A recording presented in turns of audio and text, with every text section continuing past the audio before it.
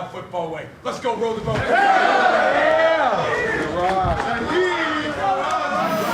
The Broncos ready to go, 10-0, one of just 2 undefeated teams remaining in the country alongside Alabama. Hello, everybody. I'm Mark Jones, chopping it up alongside Rod Gilmore. Quint Kesnick down in the field joining us in just a bit. Rod, they have been keeping the main thing, and a great opportunity for them here today. Yeah, don't you love that chat? That's wonderful. And you're right. You know, they're chasing this date for New Year's Day. They want a New Year's Six game. And they have an opportunity, but Boise State is still out there, and they're a problem hanging in the way just ahead of them in the college playoff ranking. So right now, they need a big win tonight, and they need to be impressive. Can they deliver? Yeah, one of the questions, too, can they deliver in this weather? Quint Kesnick, down to you. It's been pretty nasty today. Amazing that yesterday was 70 and sunny here in Kalamazoo. Today, right now, it's about 34 degrees. Wind out of the west-northwest, gusts up to 16 miles an hour. You can see the precipitation.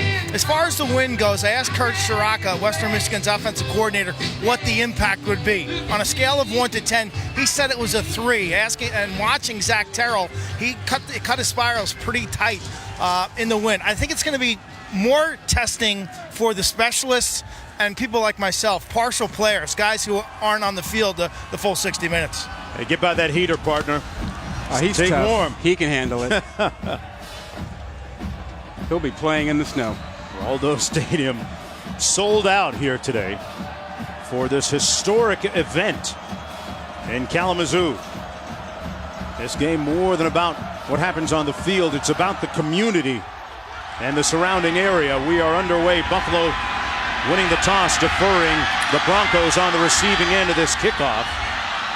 Darius Phillips, who has a kickoff return already this season, brought down harmlessly just outside the 20-yard line, where it'll be first down and 10 for Zach Terrell, the starting quarterback. 23 touchdown passes on the season against just 1 interception. Amazing ratio there, and completing 70% of his passes, a fifth-year student athlete, and some very impressive statistics nationally. They are a power running team, but he makes it go through the air. He has 86 career touchdown passes. First down and 10. Jarvion Franklin in the backfield. Franklin on the play fake, and that's going to be a completion out to Carrington Thompson, number 15, the 6'2 senior working against Cameron Lewis. First and 10, 23-yard gain. Well, the issue for Buffalo is dealing with the rushing attack and putting their guys in single coverage. And if they do that, they're going to have to deal with slant routes and the like from guys like Carrington Thompson. That's a big game to start for Western Michigan. Yeah, Thompson, a nice compliment to number 84, Corey Davis, the leading receiver on the team. Davis also leads the country in touchdown receptions. This is Franklin running between the tackles. He put it on the ground on the first play of the game in their previous game, but rebounded nicely to be very productive. He picked up 4 that time, Rod. Well, they have a really balanced attack. This is an offense that wants to punch you in the mouth, their rushing attack, and they're explosive on the outside. And the fact that they have the wind at their back right now gives them the opportunity to take some shots in this first quarter. Second down and 6. You'll see that a lot today. They'll all look over to the sideline. On the jet sweep, number 84, Corey Davis, on the move, picked up the first down, all the way down to the 36-yard line. Hodge finally making the tackle. So he catches it well and he runs it well too, Rod. Well, you'll hear more and more about him. He is a early round draft pick, more than likely. Is a guy who's really led college football as a receiver the last 4 years. The only guy in college football to have more than 900 yards receiving in each of his 4 seasons. Wow, that's pretty impressive. First down and 10. From the 36. Pass is complete to Michael Henry, still on his feet, and Henry inside the 30. Another good gain of 7 yards, stopped up about 3 short of the first. He's their second leading receiver on the season. Well, Davis is the guy who really gives the explosive aspect to this offense. Franklin on the handoff. They blow the play dead. A flag down on the play. Here's the call. Prior to the snap, False start. Offense. Number 77. 5-yard penalty. Second down. Tell me about the speed of this Western Michigan offense, Rod. How do they like to run? Well, it starts with Davis on the outside. I mean, he puts the fear of God in everybody in the secondary because he's a big physical receiver who can run by you. He's 4'4", 4.45, sort of in the 40-yard dash. That's moving. He's about 6'3", 215 pounds. He's a lot to handle. Second down and 8. Franklin again between the tackles, stopped up in the pile. No gain on the play. I asked you about speed. What about the pace of this Bronco offense? Slow, fast, somewhere in between? Well, they can dictate. They can change it. They can go hurry up when they want to. They can be deliberate. They tend to look over to the sideline an awful lot. You'll see Terrell under center. They'll get the play call. He'll step back. They'll all look over. This is a third down situation. They'll want the perfect play. Third down and 8. There's the look over.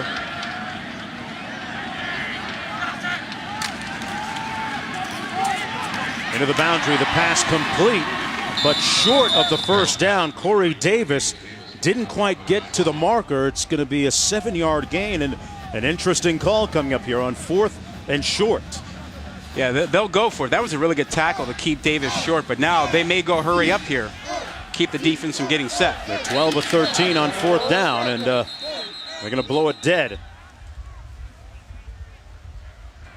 Look like P.J. Fleck called a timeout. Western Michigan, their first of the half. This will be a 30-second time out. We're going to stay right here, and you can't row the boat if you don't have both oars in the water ready to go, Rod. How'd that pregame speech and the notion of rowing the boat, how'd that impact you? Very enthusiastic approach from the head coach, P.J. Fleck, in his 4th year here at Western Michigan.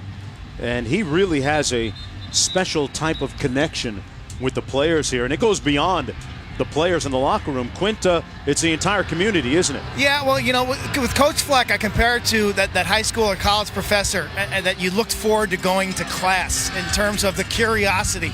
He is connected with millennials in a way that I haven't seen across the landscape of college football. He loves to use visuals as well. Coach Fleck with his millennials on 4th and 1. And Franklin, it's going to be close. Not sure that he got there. Ishmael Hargrove coming in to make the stop. And depending on the spot here, it does not appear as if he got it. Yeah, they didn't even measure. And that's a huge stop for Buffalo. You're talking about an offensive line that is, you know, the best in the conference. And look at the penetration that they get. Great penetration up front. Chris Ford, 58, got into the backfield, and that disrupted everything. That's a tremendous effort by Ford, number 58 at 6'3", 315 pounds. That disrupted that play. So it'll be first down and 10 for Buffalo. Grant Rohach going to be the starting quarterback here this week. Getting the start for Tyree Jackson, and more whistles. And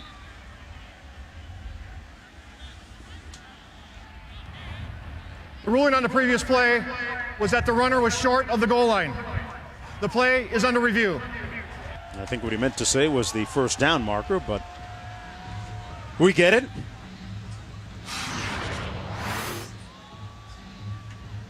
Here's one more look at Franklin's run, and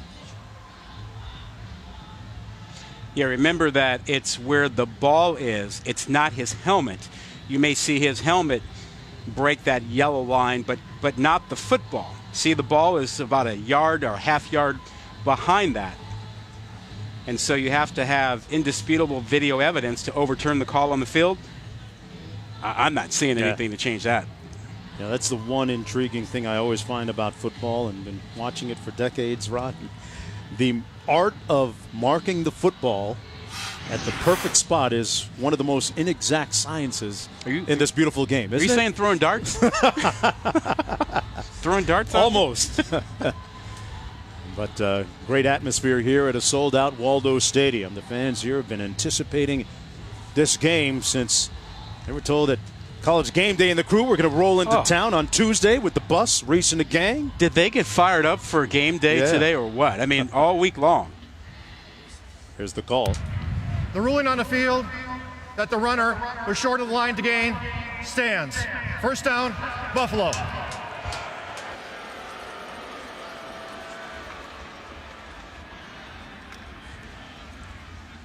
Lance Leipold, the head coach of Buffalo. His team 2-8 coming in. 1-5 in conference play. Rohach out of the shotgun. Hands it off to Jordan Johnson. A gaping hole over the left side and into Western Michigan territory at the 44-yard line. A missed tackle by Justin Ferguson and a 29-yard gain. Well, they washed everything down inside, the left side of the line did, and then Johnson just cut it back outside. That's a tremendous job. Watch the left side of the line. Just wash everything inside. Johnson sees it, picks his way to the outside, and a huge, huge start for Buffalo. Good defensive stop, and then now a good opening play. First and 10 from the 45. Little jet sweep motion again. That was Jamari Island, brought down by Justin Tranquil. Let's take a look at the starting quarterback. Brent Rohach, the Iowa State transfer, actually played 7 games at Iowa State back in 2013. Lost his job the subsequent year, and then transferred, 5th-year transfer, able to become eligible immediately. He started game 1 and then lost the job here to Tyree Jackson, redshirt freshman, who became the start quarterback. Blitz on the weak side. He got it off in time, and he overshot Jonathan Hawkins, who was open. 3rd down and 6 as a result, and Rohach missing one there that could have been 6. Yeah, this is his 2nd start of the season. He's a guy who, when he came out of high school, actually had a scholarship offer from Western Michigan. Instead wound up at Iowa State. Yeah, had some great moments with the Cyclones, engineering their biggest comeback in school history at the time. Jordan Johnson back in the backfield. 3rd and 6. Rohach had it batted down at the line of scrimmage. Incomplete. Keon Adams, the team leader in sacks, leading the way. Well, they're going to have to handle their pass protection, or Rohach's going to get beat up an awful lot. I mean, they had a blitz coming in from the blind side for him. He did not recognize it. They didn't adjust to it, and he took a pretty big shot over there. Yeah, Nathan Brayster also getting a hand up, and in comes Kyle DeWeen to punt. Keep an eye on Darius Phillips, number 4 there. He already has a punt return for a touchdown this year, in addition to a kickoff return for a touchdown. And into the end zone it goes. 41 yards at all. It'll come back out. It'll be 1st down and 10 for the Broncos. Back to Kalamazoo right after this. Picking up signs right after the game day bus rolled into town on Tuesday. Everybody getting involved, and this morning that was the scene, an ocean of signs here in Kalamazoo. Reese and the gang holding it down, and even Sweetwater Donuts getting some specially made donuts for the crew. Still awaiting orange. 1st and 10 for the Broncos. They gash Buffalo up the middle in a nice run by Jarvian Franklin. Brought down by Tim Roberts and a gain of 12. Row the boat, huh? Both oars in. You want to be a row, not an anchor, right? The story behind that goes how deep, how far? Very passionate story, and a poignant story for head coach P.J. Fleck. 1st down and 10.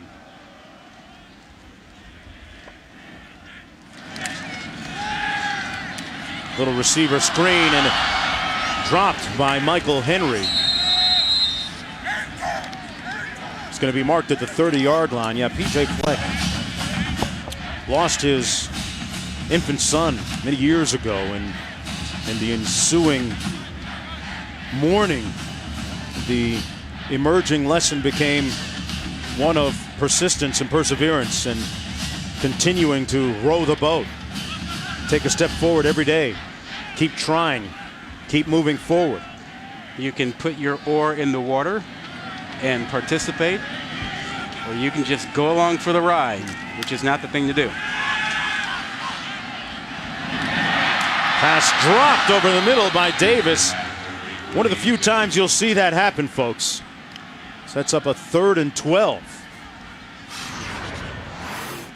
A lot of snow, a lot of wind, and that's the catch he normally makes. The ball's a little bit behind him. The thing I like about him is he catches or tries to catch everything with his hands. He's not one of those guys that uses his body to trap the ball. Yeah, big, strong, great range, precise route runner. Fabian Johnson now at tailback. Terrell under heat and knocked down as soon as he tried to deliver it by Joe Keels, and that sets up 4th down. Rod, this very familiar and similar to their start in their last game when they fell behind 14-0 against Kent State. Yeah, and that's the game that I think dropped them behind Boise State in the playoff rankings. You know, they were ahead of Boise State last week, but then as they had that tough game, they were leapfrogged by Boise State. And I think it was that poor start. Mitchell punting. A line drive punt out of bounds just inside or around the 40-yard line. Remember, this is the 8th game of the series, but Buffalo has defeated the Broncos the last 2 times in a row.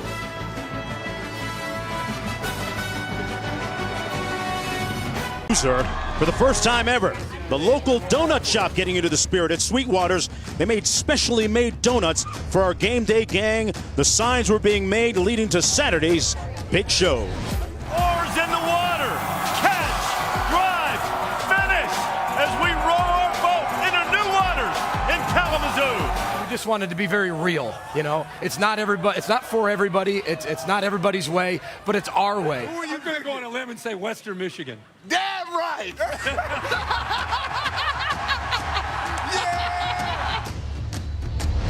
When we say that this is historic for P.J. Fleck in Western Michigan, those are his words too. He said he wanted to change the culture here when he first got here several years ago and to tie the community together, involving everybody. Really, it's bigger than a bowl game. He says it's bigger than a conference championship.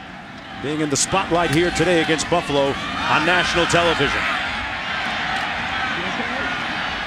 On the run, a little wildcat action. Jordan Johnson picking up a few yards. But when he got here, they went 1-11. And he said, didn't have many friends. He said, in fact, his wife left him. Said there weren't friends, people weren't supportive, and he just kept believing in his program and what he wanted to do. And that vision came to pass.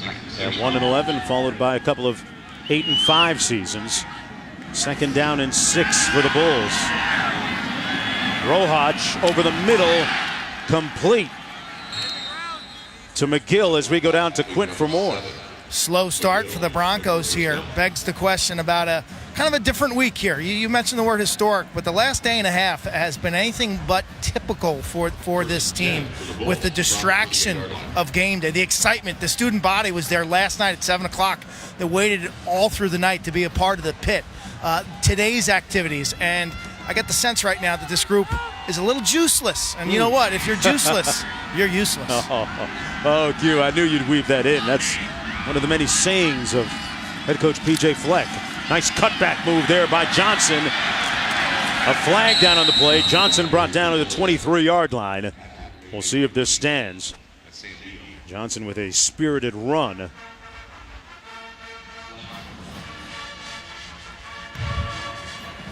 Holding. Offense. Number 77. 10-yard penalty from the previous spot. First down. That's against James O'Hagan, the center, Rod. Well, not hard to see that. You grab the front part and hang on. But back to Q's point, this is an opportunity for Buffalo. I mean, if Western Michigan is a little juiceless, chance to make some plays, chance to jump out ahead early. Well, you know, Coach Fleck actually does his best to make sure that they've got juice, and I mean that in a literal sense. We'll you mean tell like you more about that later. Like a juice box or something? Yeah. Really? Special delivery. 1st and 20 coming up for the Bulls. Little play action fake, incomplete. at the 40-yard line, intended for Marcus McGill, their second leading receiver behind their tight end Mason Schreck. Second down and long. There's a look at Rohach. Rohach, the starting quarterback for the first game of the season, did not go very well for him. Ended up losing the starting job to Tyree Jackson. But even during the time that he was the backup up until this game, he's been a very engaged and strong mentor for the redshirt freshman Tyree Jackson, who's sitting this one out with a knee injury. 2nd and 20. Pass complete to McGill. Got about 2 yards on the play. Darius Phillips there to make the stop. 3rd down coming up. Darius Phillips, a pretty good DB, has 3 pick sixes this year. I'm not sure how much you want to throw his way, Rod. He's going to get bored today. And there's no way that you should be looking in his direction. The direction they should be looking is down here, and that's their big guy. That's Mason Schreck, their tight end. He's their leading receiver.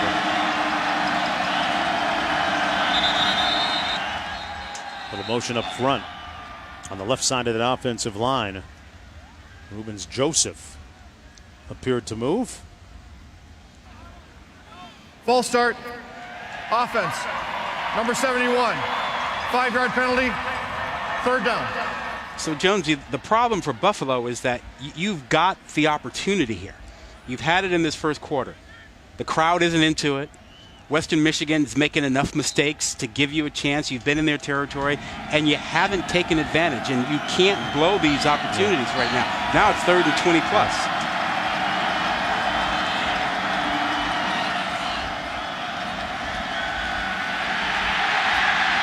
Rohach escapes, but brought down at the 45-yard line. Good backside pressure by Keon Adams. 4th down, they'll have to punt. Buffalo outscored big time in the first quarter so far this year. That's why they need to start fast. And Western Michigan is giving them the opportunity to start fast, but Buffalo hasn't been able to take advantage of it.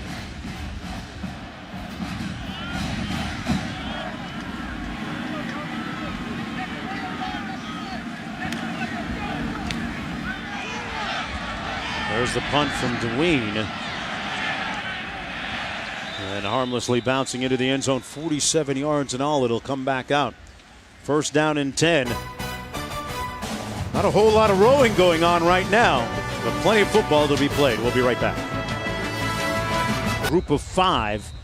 San Diego State leading Wyoming right now, 7-3 in Mountain West action. It's not going to make Western Michigan fans happy. Keep in mind that if Wyoming loses one more game, like today, if they lose to San Diego State, Boise State will have the upper hand in that Mountain West Conference. And if they get a championship, they're still ahead of the Broncos. 1st down and 10. Davis on the jet sweep. Gets it with a head of steam. Turns it north-south. And out to the 26-yard line. We were talking about those group of 5 contenders. And here's a look at the story right now. Boise State leading that group at 20. And then San Diego State on the fringes right now. Remember, you have to be a conference champ. So Boise State right now is on the outside looking in. But if Wyoming loses, Boise State will be in the front position for getting a conference championship. 2nd down and 4. Davis on a little receiver screen. Got a nice block out in front of him by number 15, Carrington Thompson, leading the way. And a 9-yard gain on the play.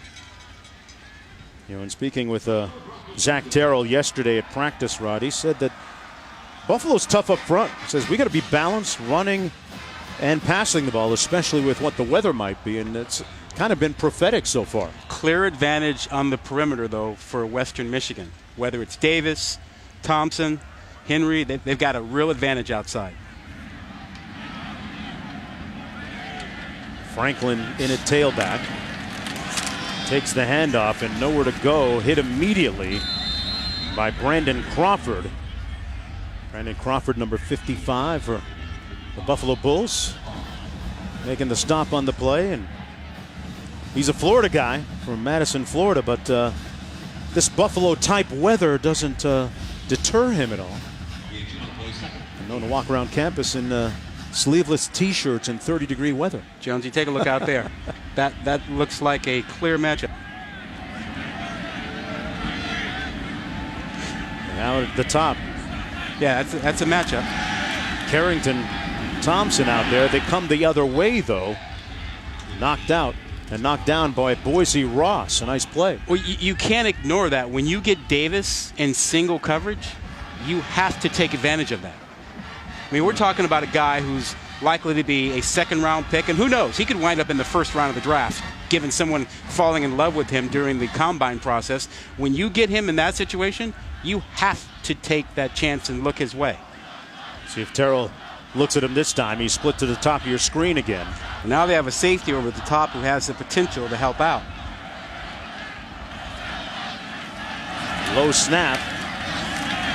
Terrell goes through his progression and comes underneath on the check down and short of the first down. A 5-yard gain by Michael Henry. So things not quite working out for the Broncos, partner, as we go down to Q. You see massive substitutions on special teams for Western Michigan. P.J. Fleck does not believe in using starters on special teams. He likes to reward some of his substitutes with time on these units. He says, they're going to give me 110%. I'd rather have that than a starter who's only at 90%. See what they get done on coverage here, Quint. Watching it roll down all the way to the 23-yard line. Team that averages over 44 a game without any points on the board yet. Well, tonight at 8 p.m. on ABC, it's a Big 12 battle between number 9 Oklahoma and number 14 West Virginia and Morgantown, with the winner keeping their college football playoff hopes alive. Also streaming live on the ESPN app and on Watch ESPN. Sooners are 7-0 in the Big 12, and Rod, some people kind of forgot about them after the early stumble against Texas, and they bounced back nicely. Yeah, they need a win tonight like that over a ranked team to help them out because they don't have one. But I want to get back to Quint's point. That was fairly interesting about the special teams. Yeah, teams and coaches using various strategies and theories. Here's a direct snap Wildcat. Jordan Johnson going to keep it and brought down right at the line of scrimmage. Your point on the special teams. Well, a lot of coaches believe just the opposite of what P.J. Fleck believes, and that is they want their starters on special teams because they think they'll get better performance from starters, experienced players, as opposed to backups. And you will see a lot of coaches say, hey, I'm not going to play freshmen or subs on there because we'll have breakdowns and we could lose something on special teams. So it's a fairly interesting, different approach. 2nd and 10. See if the Bronco defense can get a stop. It'll be 3rd down at about 5. Q? Yeah, PJ lived that role. You know, coming out of Northern Illinois, he was on the 49ers for 2 years. 1 year he played one play, returned a punt. The next year he was on injured reserve. So he understands the role on special teams and how important it can be for a third stringer and how it makes practice better, how it makes your locker room better if everybody's got an oar and it's in the water. No, I get it. Folks will think differently if a guy breaks 175 and you lose on special teams. You go get those starters out there. I mean, I think some guys naturally have bigger oars than other guys, right? We're 3rd down and 5. Over the middle, dangerous pass, but caught short of the first down by Marcus McGill. And that'll bring up a 4th down situation, about 2 to go on the 3-yard gain on the play. See where they spot it. Looks like there's a flag down as well.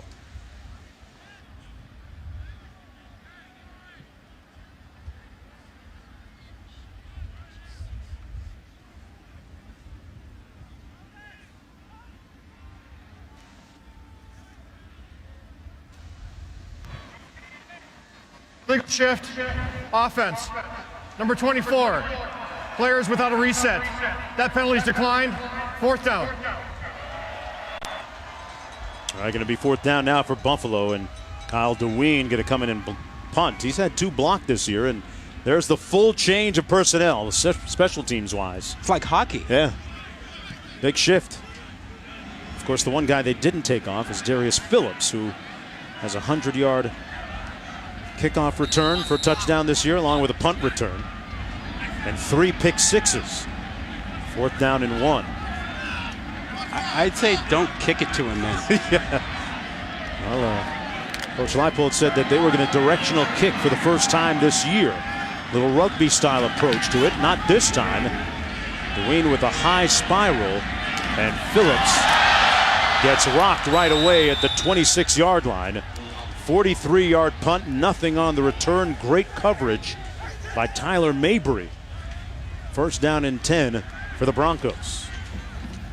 You know, there's been a lot of speculation about P.J. Fleck and what he's done this season and his future.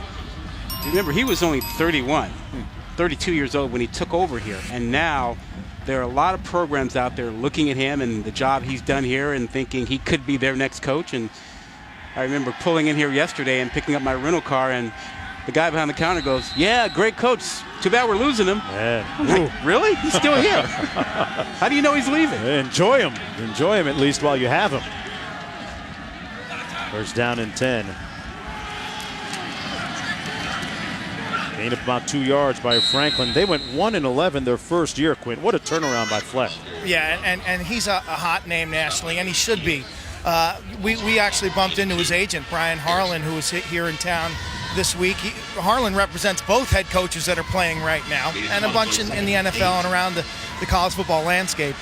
PJ's going to have some options. He's going to have some decisions to make. Keep in mind right now it's only Purdue, Baylor, and LSU, potentially the only 3 jobs open as of right now, correct?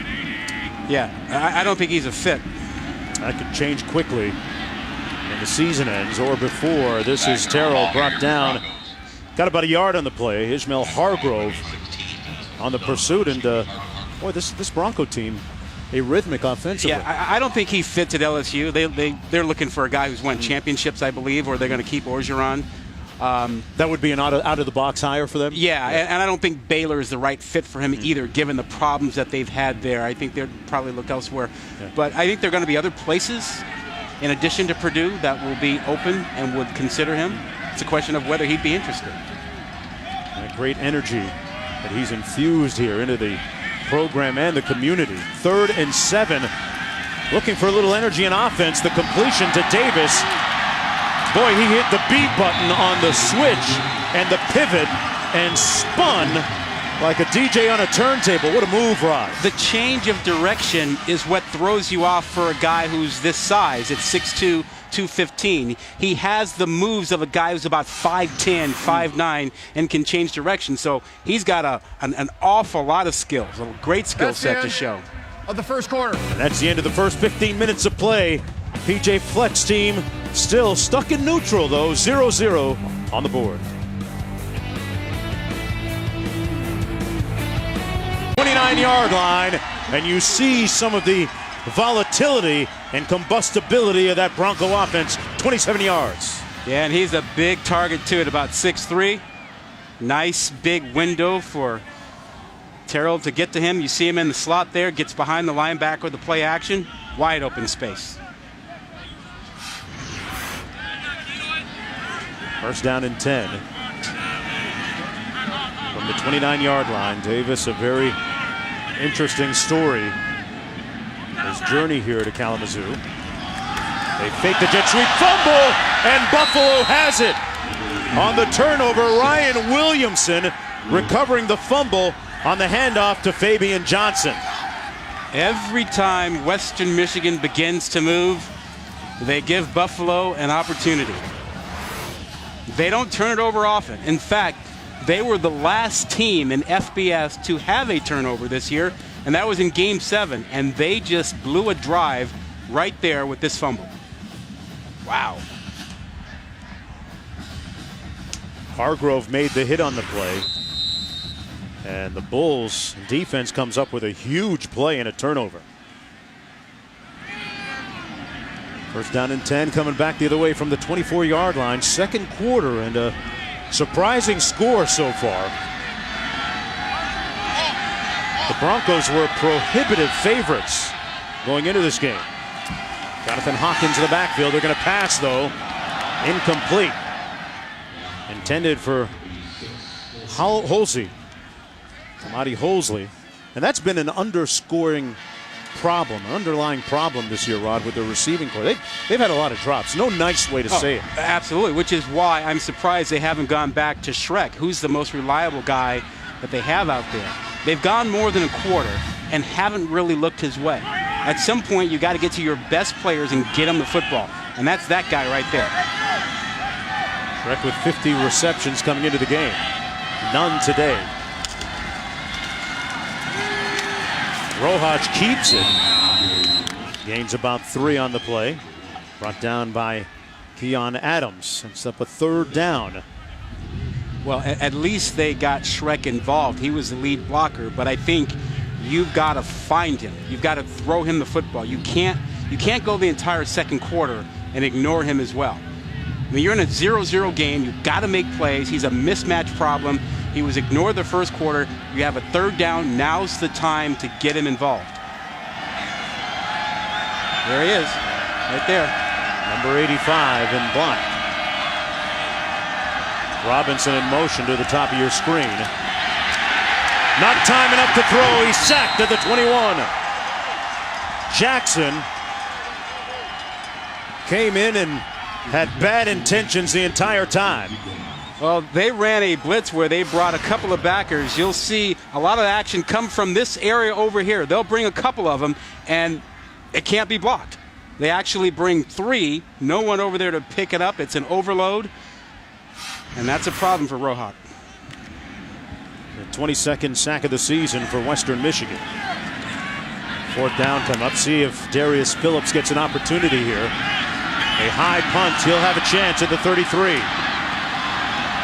Phillips fumbles it. Still loose. Boy, Buffalo had a great chance. Not sure that they got it, though. It was a nice hit by Brandon Williams, and the Broncos, fortunately, recover it. I think Quint's onto something. I think everything that's happened this week has really zapped the focus of Western Michigan. This is a team that doesn't turn the football over, and this is the 3rd time I think we've seen him put it on the ground. Boy, did he ever.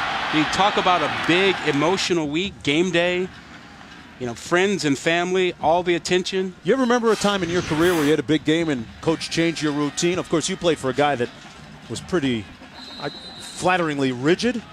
Yes, no, maybe? I was always good. No, I'm talking about... Always focused. Well, it didn't matter what time. Didn't matter what the routine was. The 1st and 10. Franklin on the run over the left side. Still on his feet. Quint? Well, you think about this program, 10-0, but in their minds, they're the underdog. They're the MAC school that no one's paying attention to nationally. Finally, game day comes to town. They're watching it on TV today. Everyone's patting them on the back. And for the first time, they've got to deal with celebrity or in this community really being put up on the pedestal. And I think that has been a semi-distraction here as they have gotten off to a slow start. Yeah, certainly have, Quinn.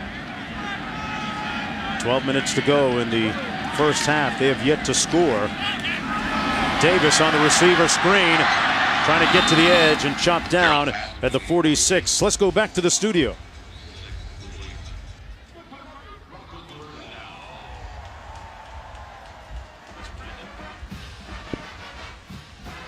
Walsh never changed a routine? No? He was all right. I just thought we'd have a little fun. Yeah. All right, guys.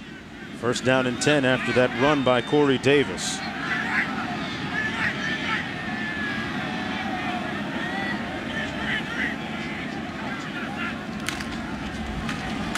This is Franklin again. Maybe got a yard. And we're talking about how this is such a big stage nationally for Western Michigan. Rod, you played for Bill Walsh, the guy that won Super Bowls. Was there ever a time where he changed the routine, national spotlight, things were a little different for your Sanford Cardinal? Well, Bill was really big about dealing with family and friends. That was the biggest distraction, that you had to take care of the whole issue with tickets, the friends who were calling and whatnot. So when you had a big game, he didn't worry about your focus for the game. He worried about having your energy zapped by friends and family, and he would help you handle that and tell you, if you can't deal with it, I'll help you deal with it. Usually what he said worked. Pass complete to Michael Henry. Pushed out of bounds about 3-yard shot. Of course, you had all those tickets you had to take care of. Well, you know right? how it goes. You start getting the phone calls. Right. Hey, can I hang out? Can I do this? And I'm sure these guys dealt with it this week. Are you going to game day? Hey, can I get a ticket? So that drains you. 3rd down and 3. Terrell keeps it himself and slides in safely and perilously safe for the 1st down. Got it by no more than a yard. And he got down at the last possible moment. Watch this.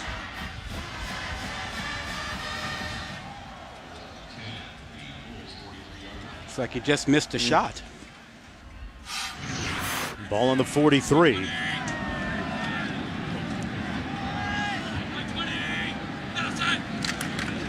First and 10. Franklin with nowhere to go. This Buffalo defense staunch and stout up front. Well, they're focused on stopping the run, and they've been reacting to the quick passes and the like to Davis. And I think it's the right approach. It's a good approach. This is an offense that likes to run the ball at you. They like to punch you in the mouth. And Buffalo is focused on stopping that, and they're taking their chances on the outside. 2nd and 12. Keep an eye out for Corey Davis, number 84.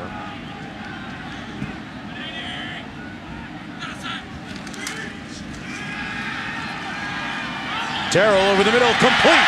Davis brought down on the fringes of field goal range, and another 1st down of 23 yards on that play. Nothing fancy, just a little dig route from the right to the left, coming open in the middle. We've seen it earlier in this ball game, but you got single coverage and you're focused on dealing with stopping the run. You're putting guys in a tough spot, and that time you're asking a guy like Slack, to match up with a guy he can't. Well, when P.J. Fleck took the job 3.5 years ago, one of the first players he visited was Corey Davis. Try and maintain that commitment. This is Franklin on the run, and Franklin brought down after a gain of about 3 in inside field goal range. And Fleck said that he went to Corey Davis's school, sat down with Davis and his academic advisor. Davis had admittedly had some academic issues early in his high school career, but his story was so compelling that it brought everybody to tears in the meeting. Well, compelling because you're talking about a guy who moved out of his home as a high school junior to move in with his Pee Wee football coach and who became his legal guardian. Great success story to make it just this far. 2nd and 7. Davis on the slant and going to go to work. Oh, he dropped some sauce on him. Touchdown.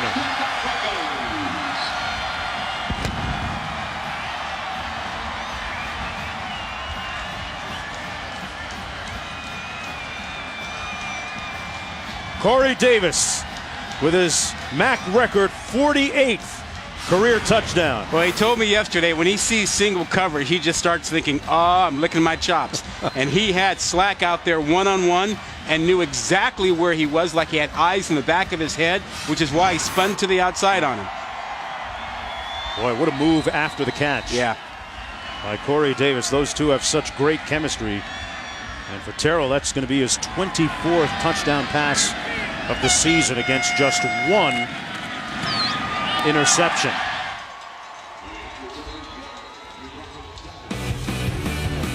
And the Broncos finally on the board, undefeated, just one of 2 remaining undefeateds.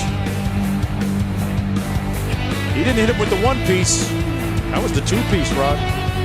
No biscuit included.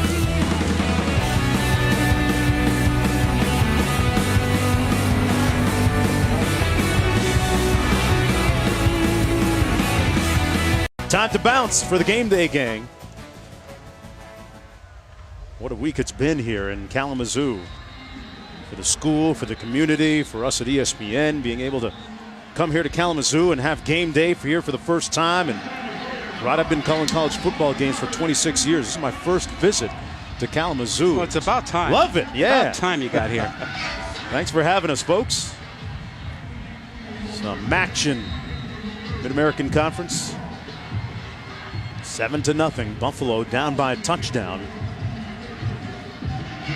Zach Terrell from completing his last 8 passes.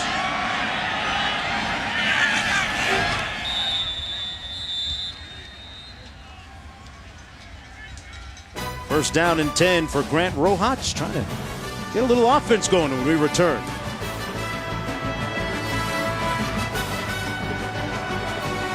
Oakland Raiders. His Bulls trailing right now, 7-0. I saw a great feature on SportsCenter about the NFL's impact in Mexico, how there's so many loyal Cowboy and Steeler fans down there, especially. There's a look at their #1 target, finally getting the ball to Mason Schreck, who picks up 3. Rod, they may have heard you, trying to go to him maybe a little bit here. Yeah, it's a little late, but it's never too late. So a first down play with him, I think, is a good start. 2nd and 7, but they have to get him more involved. That was his 51st catch, and he is a matchup issue, so he's been a decoy long enough. Big guy who was a former high school quarterback, can run a bit. 2nd and 7. Malcolm Robinson split wide to the bottom of your screen. Handoff is to Jordan Johnson. And Johnson's going to set up a 3rd down, about 3 to go for Buffalo. For the Bulls, it has been a disappointing season, even though expectations were lower than they were previously. Last year, they lost a bunch of experienced guys, 3 starters on the offensive line, and boy, from the very jump with Rohach at quarterback first game, lost to Albany and things went south. 0 for 4 on 3rd down. Make that 0 for 5 today on 3rd down. And this is where it starts to get dangerous for Buffalo. And Rohach looks like he's a little banged up. And remember, he's in for Jackson, who's got a bad knee. And it's dangerous now because you just gave up a score. Your offense is essentially 3 and out. And you're going to turn the ball back over to an offense that is pretty hot. As you mentioned earlier, Terrell has been hot throwing the ball lately. Yeah, made his last 8 in a row. 4th down coming up. Kyle DeWeen punting to the always dangerous Darius Phillips. Back at his own 30-yard line, a high spiral. And Phillips calls for the fair catch. Perhaps he was thinking about that fumble on the previous punt return. 44 yards on the punt. Nothing on the return. Rohach nursing those hurts. How do you deal with me when I'm going to press you here? Okay, if you're head up like that, I'm going to attack your leverage. So I'm going to attack you outside. Step and attack? Like this. And I'm trying here. Go ahead and go. I'm going to give you a jab step back inside to keep you honest, and then I'm going to shed right there. Yeah. And I'm going to get my express up in the ground and get vertical. Okay, so now you got me because you've got size and you can get that fade right with me. Well, if you're going to press him, you better be physical because he's physical. They don't get physical with him, and you see him just wipe away that weak attempt to get physical with him, and that's a touchdown. I mean, he is such a physical and fast receiver. He showed you and showed me yesterday how he can deal with press coverage. He didn't hit you with the same arm movement he hit that dude with. Fortunately, he went in slow motion.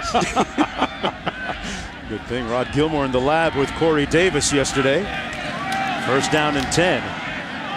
Terrell, who's been red hot.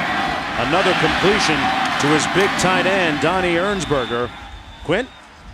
Corey wants to be coached, the words of P.J. Fleck, and we saw it firsthand how he stayed after practice on Friday for 30 minutes running routes with his quarterback. And he's the hardest worker on this team and obviously the most talented player on this team. He sets the tone because none of the other receivers went home until Corey was done with his extra reps. Yeah, part of the great culture here at Western Michigan. Always great when your best player is your hardest worker.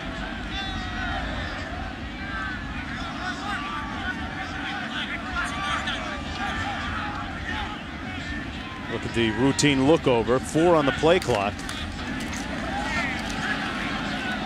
Franklin keeps it and is brought down to the 35 by Hargrove. How can you not root for Corey Davis? I mean, you've heard about his work ethic and his talent and all that, but as we mentioned earlier, a guy who left home as a high school junior because he grew up in a tough environment, had 6 siblings, his parents were struggling, and knew what he needed to do to get his academic life together. and to help himself. How can you not root for a guy like that? Yeah, great story of perseverance. Like his favorite rapper, Meek Mill, he's dream chasing. That time he couldn't squeeze it. Incomplete. Near midfield, and sets up 3rd down and 10. And, you know, not only his receiving skills, which he broke down with you, Rod, yesterday, but, you know, his coaches say if there's a better blocking wide receiver in the country, we haven't seen him yet. You know, well, his brother, physical guy, got some help from his brother who played at Central Michigan. NFL player himself now. And Titus. 3rd down and 10.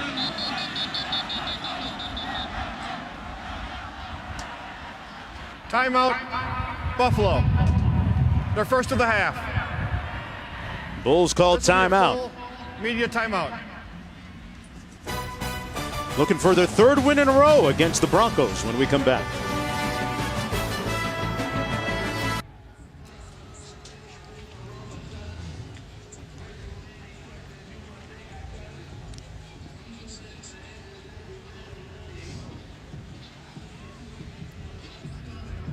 All right, guys, and what a week for the College Football Playoff Committee. And Rob, what'd you think of the rankings this week? Don't get me started on the committee.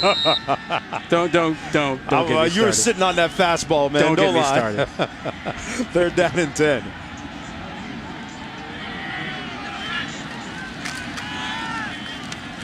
Darrell steps up and delivers incomplete.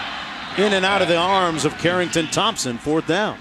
I could clear up all the confusion with the committee, but they don't want to do it. Chaos, we call it, right? You know how you clear it up? How? You simply use your factor of the conference championship and project it. And if you projected that, you'd have the public see how you viewed a conference championship, and you'd clear up a lot of issues. Yeah, right now there seems a lot of confusion out there. No, that's too easy. Criteria seem a little nebulous. Why use an objective one when you can't? Fair catch called back at the 27-yard line by Island. Well, tonight at 8 p.m. Eastern Time on ABC, Big 12 action. Number 9 Oklahoma, number 14 West Virginia from Morgantown, with winner keeping their college football playoff hopes alive, in spite of what Rod Gilmore says. Also streaming live on the ESPN app and on Watch ESPN. Mountaineers haven't lost at home this season. They're 5-0. Well, that's a good example. Oklahoma is number 9. Right. And the committee said, well, we don't reward teams who don't have any top 25 wins. Oklahoma doesn't have any top 25 wins. They were number 9. When the chairman was asked, why are they number 9? The answer was, we like their offense. Okay. Seriously? Let's just make it up week to week. It's a little vague. Is that, you're saying that's a little vague? Just huh? give us some things we can hang our hat on. Just a few. 1st down and 10. Jordan Johnson between the tackles picks up 3 on the play. Robert Spillane making the stop. But you know what? It doesn't matter. It's good because people get to argue and complain every week. No one knows what they're complaining about because they don't know what the factors are. And round we go. The rankings show Tuesday at 7. Boy, when we look at what happened last Saturday, 2, 3, and 4 all losing. And did not drop, really, except for Washington. 2nd down and 7. There's Jordan Johnson again. Johnson actually broke the school record against Akron a couple of weeks ago. And the Western Michigan fans were irate after those rankings last week as well. With good reason? They were ahead of Boise State going into last weekend. And then after the rankings came out, they were behind them. And they said, well, what happened? We didn't lose. Yeah. How do we fall behind them when we didn't lose and Boise State has the loss? Yeah, that one was tough to figure out. And saw a bunch of signs during College Game Day this morning that expressed their dissatisfaction with the College Football Playoff Committee. 3rd and 4 coming up for the Bulls.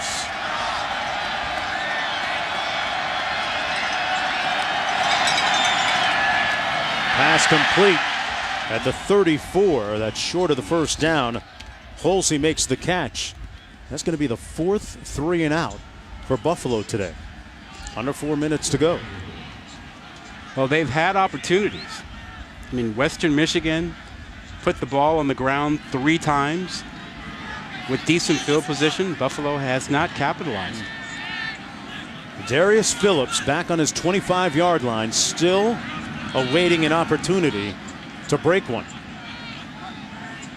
Guy that has 5 non-offensive touchdowns this year already, 1 on a punt return. And this one is a poor punt that bounces at the 38-yard line. Not one of the better efforts by Kyle DeWeen. Traveled just 27 yards, and we're going to stay right here with just under 3.5 minutes to go. First down and 10 for Western Michigan, and we were talking about it a little bit earlier.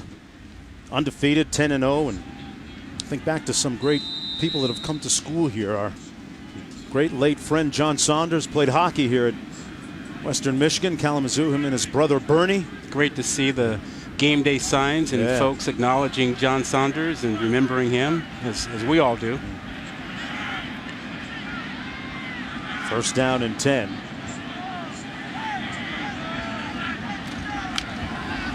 Little play action. Terrell with time to survey, wide open at the 40-yard line and beyond. Henry, and a first down. He got cut down by his own guy. Davis downfield after already being tackled. But a big gain here. Yeah, Davis took a lot of the coverage down the field. You'll see that Terrell was looking first for him and then comes back around for Henry, who's crossing. But Davis, watch him as he goes down the field, and watch the black shirts that go with him. 3 guys. 3 guys follow him. That opens up it underneath for Henry. Certainly attracting a lot of attention. Little receiver screen. That's number 15, Carrington Thompson, trying to fight off a group of tacklers led by Boise Ross. Under 3 minutes to go. Yeah, I think if you're Buffalo here and this is awfully risky, I think you roll the dice. I think this is where you need a big defensive play. You need a sack. You need a tackle for a loss.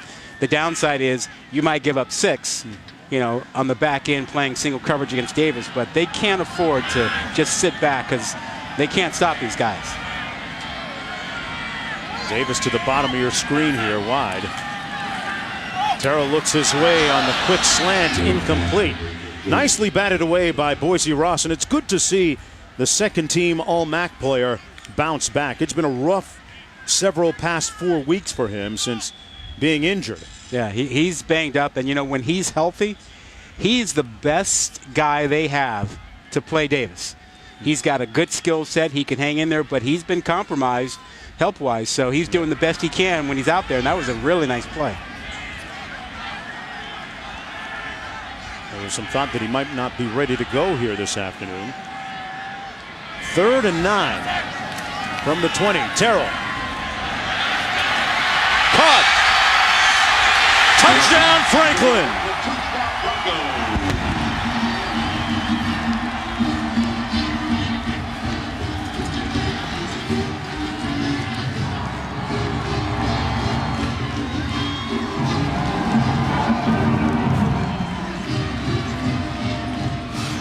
Hey, Jonesy, you've seen the wheel route before. Franklin out of the backfield, confusion on the back end, and just the power by Franklin to get into the end zone. Yeah, he shed Boise Ross. Throwing him off to the side and running into the end zone for the touchdown. His second touchdown catch this season. The extra point no good off the upright. But there was a flag down on the play.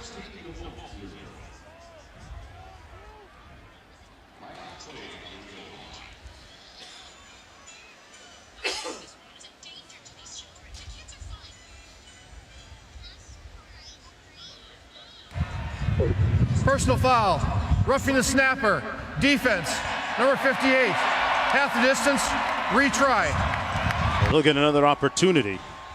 Butch Hampton will try it again. There's a look at Jarvion Franklin.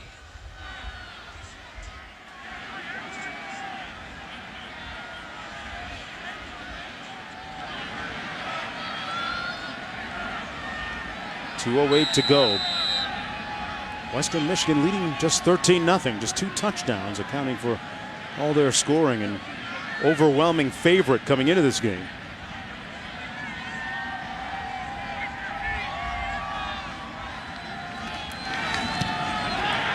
And this time Hampton knocks it through.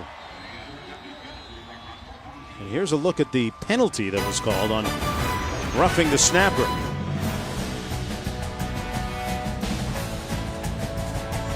Put him on his back.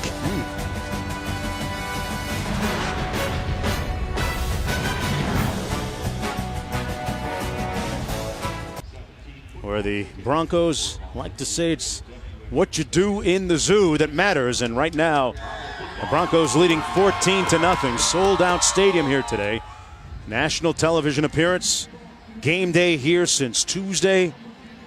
And right now, the number 21 ranked team in the college football playoff poll and standings looking to get a little offensive momentum. A little underwhelming so far. Let's go one back look at the touchdown here, Rod. What was the key? Well, it's just a wheel route, and it's out of the backfield. You'll see this. Now watch the backer try to get there, but he's got to negotiate all this debris in the way. It's a pick, and he can't get there. Easy play, easy throw. Here's your touchdown. Now, pick play. Pick. Yeah. That's a four-letter word, man. But it's not illegal when it's not called, and nobody actually knocked him off. He actually did a good job. The linebacker did a good job getting away from it. And a nice run by saw Franklin just throw the defender off. First down and 10. Buffalo looking for something here offensively and handing it off to Jordan Johnson, arguably their most dynamic player on the field right now. Remember, if you're just joining us, Tyree Jackson, the redshirt freshman quarterback who grew up about an hour and a half from here, unable to go today, suffering from a knee injury that he suffered in their last game. And they miss him. They are struggling. They have 2 first downs. They've had 4 3-and-outs, and they've yet to convert a 3rd down conversion. 2nd and 5. Rohach keeps it on the side option, and Keon Adams makes the tackle. Adams, maybe their best player up front this year with 5.5 sacks. Yeah, and for Buffalo, Jonesy, the thing that they miss most with Jackson is the quarterback design runs. He's so good at that, and so he's out, and Rohach is trying to do what he can, but that's not the number one thing of his game. He's a solid passer, but the ability to run those quarterback plays. 3-0 on the clock. 1:30. He got the start here today in place of Jackson, just his 2nd of the season. Began the year, first game of the season against Albany. Had a rough outing, subsequently lost the job to Jackson. Jackson hurt last week, and Rohach back in. Jackson, pretty good looking quarterback off the hoof. I mean, you look at him and he's, all of 6'6", 6'7". 6'7", 245, yeah. Well, and this is another tough spot for Buffalo. They haven't picked up a 3rd down. They need one. If they don't pick one up here, Western Michigan will have an opportunity to get a score right before halftime, and that could really open up things. 0 for 6 on 3rd down. Rohach going to try and do it himself, and he does. Let's look at the spot. It appeared as if he went beyond the 35-yard line to get the first down. And that would be the first time that they did it on 3rd down today. Clock running with 1:17 to go in the first half. Well, that's huge. That gives them a chance to try to pick something up, but at the very least, they have a chance to run the clock out and go in at halftime down 2 scores and not give Western Michigan the ball back. Jordan Johnson beside Rohach. McGill in motion. Johnson to the edge. Chopped down at the 40-yard line. They've had some pretty decent backs come through the doors at Buffalo. James Starks, Brandon Oliver. Jonesy, you've got 2 timeouts. And you're not that far out of field goal range. It looks like they've got the wind with them a little bit. You could hustle up and take a couple shots here. And the snow starting to swirl a little bit too. Yeah, it looks like it might be in their face now. Yeah, with just 14 seconds now, they're going to be content to just go into the locker room. Yep. Big hole over the right side. Jonathan Hawkins with the run. Picks up 10 on the play and a first down for Buffalo. But maybe a situation of what could have been, Rod, as you pointed out, a couple of timeouts and a chance to perhaps take a shot. I mean, why not? It's already been a year where, and at this point, you really have nothing to lose. Yeah, I think he sort of felt like, they hadn't gotten anything done. They just want to get to the locker room. But, yeah, you got 2 timeouts in 50 seconds, 45 seconds. Timer. Might have been worth Please it. place 3 seconds on the game clock. Yeah, they're going to put 3 seconds back on the clock.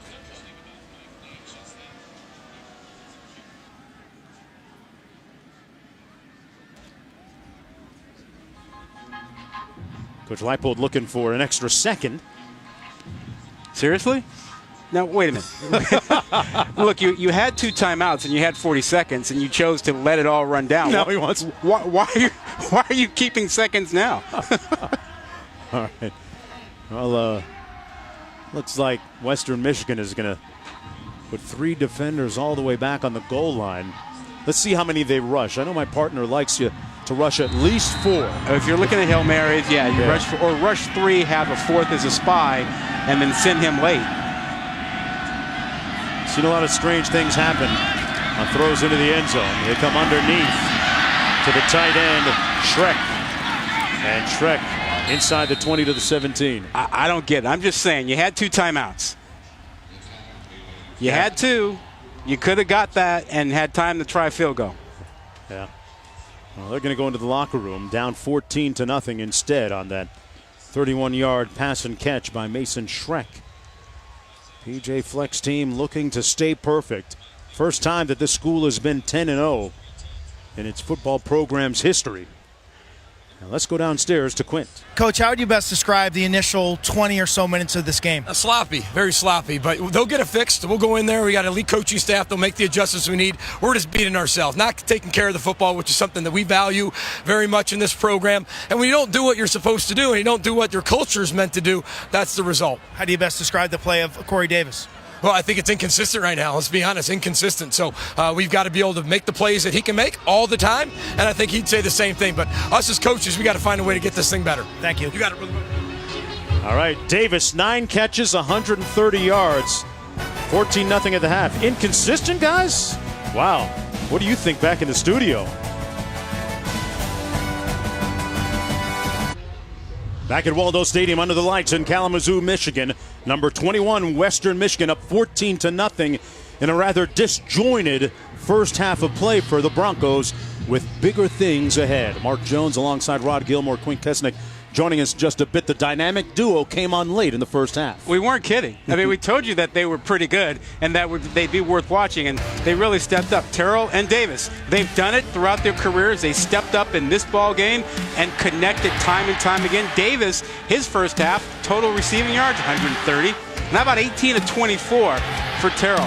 These two have put on the show that led to the 14 points that put Western Michigan up, and that's been the deal for them. And their numbers have just been fantastic. Look at this, 240 yards passing for Terrell, 130 receiving for Davis, and each participating in the scoring in the first half. Maybe the most surprising thing of the first half was listening to Coach Fleck's comments to Quint at the end of the break.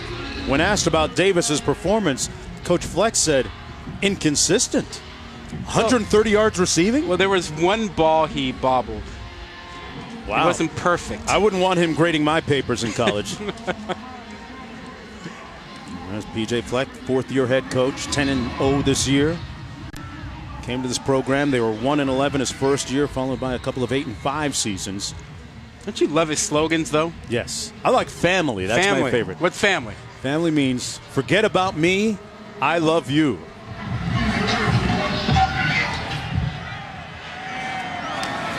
From the 1-yard line, Jonathan Hawkins. And tripped up as we go down to Quint. We need to get better blocking from our tight end, Donnie Ernsberger. The words of PJ Fleck. It's a run game that comes into this game. Number 13 in the country. They only had 39 yards rushing in the first half. You think about their 2 tackles, Moton and Okorafor, the big monsters, not getting it done right now. To me, that's the biggest surprise of this game and concern. Interesting That offense averaging over 44 points a game. And I give a little credit to Buffalo. They've played good defense in that first half, committing to stopping the run, and gave up some passing yards. First down and 10 for the Bulls. On the slant, Shrek makes the catch, and he's a load to try and bring down. He falls forward for the first down, picks up 10 yards on the play. Just an entry pass into the post. You know, he's a big guy. He just turned and got the linebacker, safety on his back, and said, "Give me the ball. I'm ready to score here." Making his first start in the first game of the season. You got to use him more. Use Shrek more. First-year starter. Little bunch formation to the top of your screen. 3 receivers for the Bulls. Jordan Johnson in the backfield. And Johnson takes the ball and proceeds to lose about 2.5 yards. Quint? Yeah, I find it odd when we spoke to the Buffalo coaching staff yesterday. They said, hey, we got to match haymakers. We need explosive plays. Yeah, we're going to control the clock, but we need to take some shots.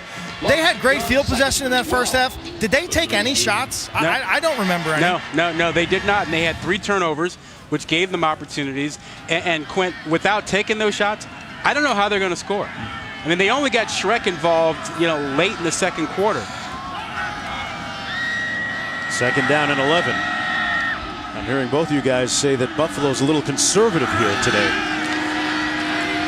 There's the shot they were looking to take, and off the mark, but at least Rod and Quint looked like they had designs on one there. I've always believed that you have to throw at least one deep ball every quarter. Just to remind the secondary that you will come after them. And when you don't take those shots, as a former defensive back, you start to creep up, you start to jump routes. And if they don't remind you that they may try and run by you, it gets harder to throw those shorter and intermediate passes. Third and long.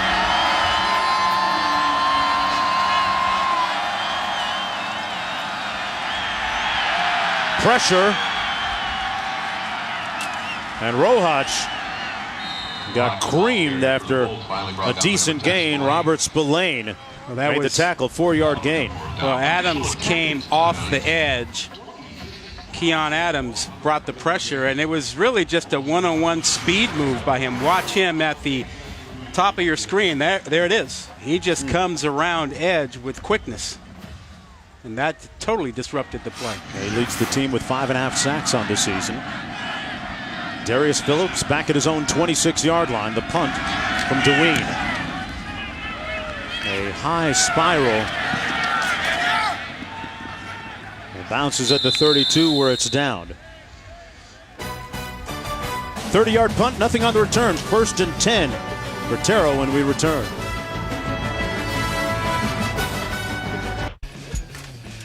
Hola, Mr. Terrell. Hey. Main thing's the main thing tomorrow. Make sure your oar stays in the water. You got it. Last but not least, my house for you. Make sure your how when you look in this mirror.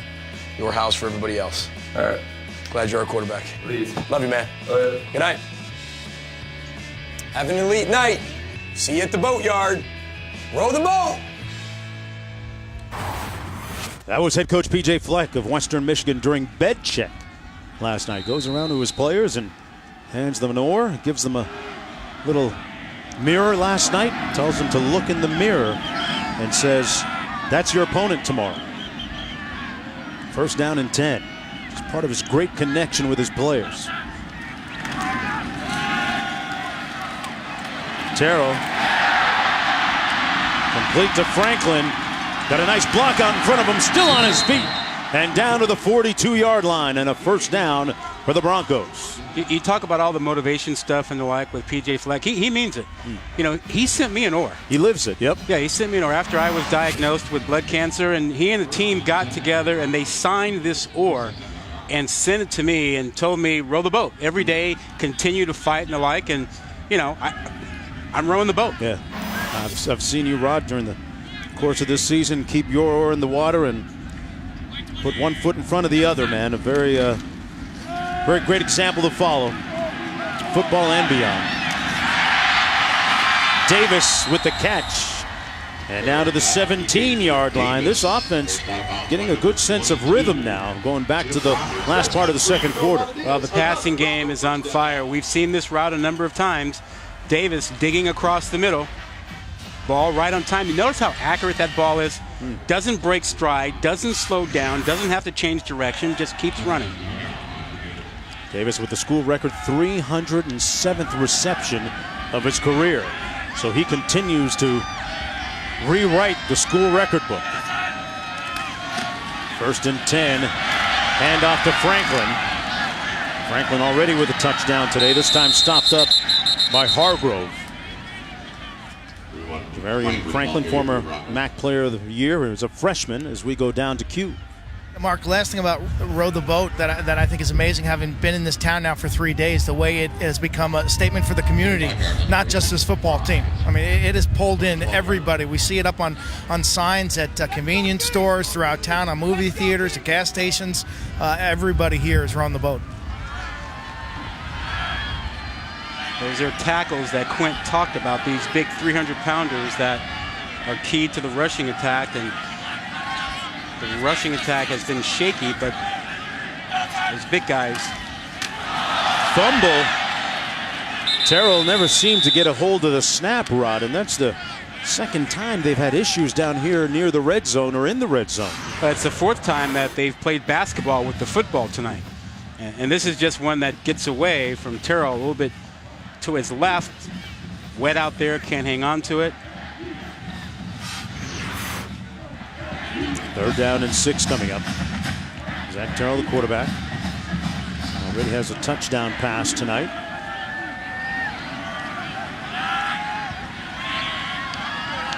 Davis split to the top of your screen. It's over there. He looks that way, and that was way too high. And Davis jawing with the defensive back there, and number 39, Cameron Lewis. I'm not sure that Lewis wants to step to Davis like that. I asked him yesterday, is there much trash talk with him? And he says, yeah, guys usually come at me a little bit. Then after a few catches and a couple touchdowns, usually the talk quiets down. Yeah. He's had a big night tonight, and they're still, chatting with him. Butch Hampton, 10 of 14 on the season. This one coming from 30 yards out.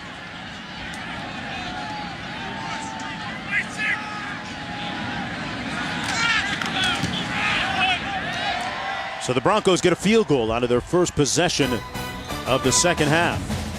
17-0, trying to remain undefeated. Back after this.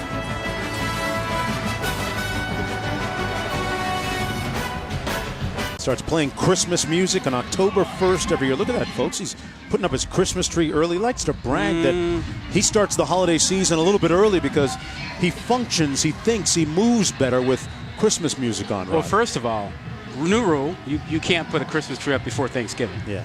That used to be the rule. Second rule, you got to have a real tree. Got to get one of those. I went over to the bad side last year. I got a fake one now too, just like Coach. Jonesy, you're letting me down. Come on, man. Well, looks like if Coach has it his way, he'll end up in the Cotton Bowl.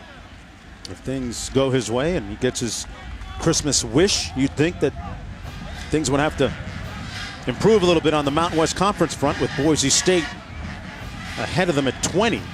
So you figure that Western Michigan fans and MAC fans have one eye on this game, and then one eye on the Boise State situation with San Diego State, Wyoming. Remember that if Wyoming loses, Boise State takes over the driver's seat in the Mountain West Conference, and they are ahead of Western Michigan. Trying to get that group of 5 bid. There's Shrek with the catch down to the 40-yard line. So targeting Shrek much more frequently towards the end of the second quarter and here early in the third quarter. Picks up 14 on the play. Actually, the group of 5 champion that gets to the postseason has done pretty well in the New Year's 6 games. You start projecting and looking at matchups, who would Western Michigan play, who would Boise State play. Very likely something like a Colorado team. And Wyoming just tied the game up at 17-all. Rojas into traffic, and a great catch by Jamari Island. Just on the fringes of field goal range. Man, he went high and reached back. This is not an easy grab. This ball's a little bit behind him. Watch him go up, hands in the snow. That is the biggest play they've come up with yet. 26-yard gain. You never played in the snow, did you? Oh, no. Warm weather Stanford guys. Well, I went to school in California. Talking about snow. Come on, man. 1st and 10. Fumble. And Rojas falls on it, but they'll lose a bunch of yards all the way back at the 42. Every time Buffalo gets an opportunity, they have a mishap.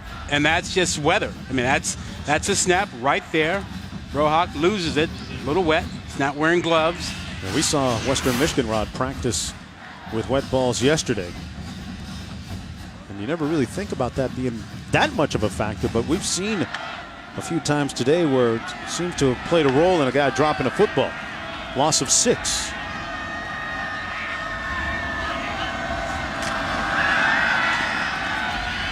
Rojas over the middle. High and incomplete, intended for Holsey. This was the scene yesterday. They had dipped some footballs in water and practiced both the snap and receivers trying to catch the ball. Can you prepare for that kind of thing, Rob? Well, they do it every week. This is part of their practice routine.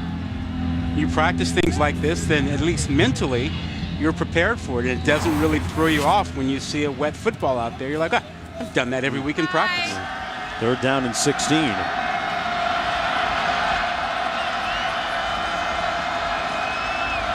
Little blitz coming. They set up the screen well, but nowhere to go for Johnson. Ended up gaining about 2 yards on the play. There's a flag down, though. Well, Spillane blew that up. And I think the flag was the block in the back on him, too. Yeah, Robert Spillane, the leading tackler on that defensive unit.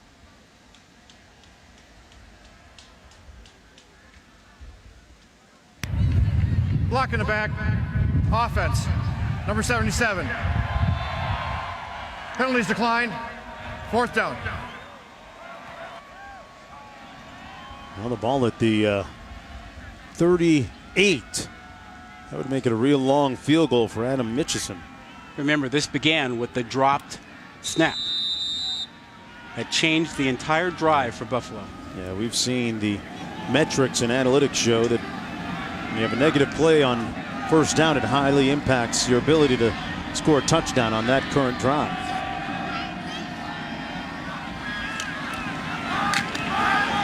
Dwayne with the punt. And this will be down inside the 5-yard line at the 4. 7:43 to go. Broncos with the lead when we return. AT&T. PJ Fleck turns off the lights in his office yesterday, and the transformation beginning after that to turn his office into a suite here at the stadium. They shift the furniture around, and hospitality people come in with the food and set it all up. And, well, today it's one of the prime viewing points for the game tonight. That's an effective use of space. Love it. When you're a smaller school and you've got limited space, being creative and making sure that folks have the ability to have a suite and your coach has a good foot, that's cool. I like that. Resourceful. Yeah, I like it. This is worst starting field position for either team tonight. Broncos back on their own 5. 1st and 10. Straight ahead, that's Jarvion Franklin. Talking to Fleck about this program, you go back to one of the tipping points. He said early in his time here, the loss to Nicholls State, at the time one of the worst FCS schools in the country. They lost at home. He thought they had bottomed out. And then 2 years ago, another tipping point against Ball State. They were down 21 at half, he remembers. Came in and talked to the team passionately at halftime. They went on a 7-game win streak after that, and that began the upward arc and trend for the program.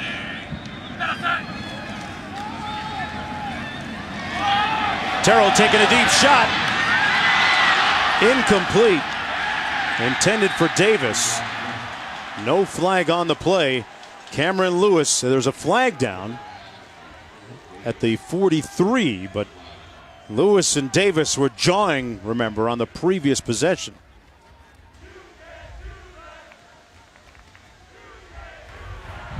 Pass interference. Defense. Number 39. 15-yard penalty for the previous spot. Automatic first down. Didn't see it initially, partner. Yeah, Lewis, 5'11". You see the size differential, and you see just the grab and tackle as the ball was coming, clearly pass interference. And, again, I worked with Davis yesterday and was in that exact position, so I know exactly what Lewis is going through. He's 6'3" and physical. He's a real man when you're out there trying to deal with him one-on-one. You can almost hear him out there whispering, hey, I got one. Franklin up the middle. Nice spin move, stopped up shy of the 30 by Tim Roberts. Corey Davis rewriting the conference in the school record book, receiving-wise.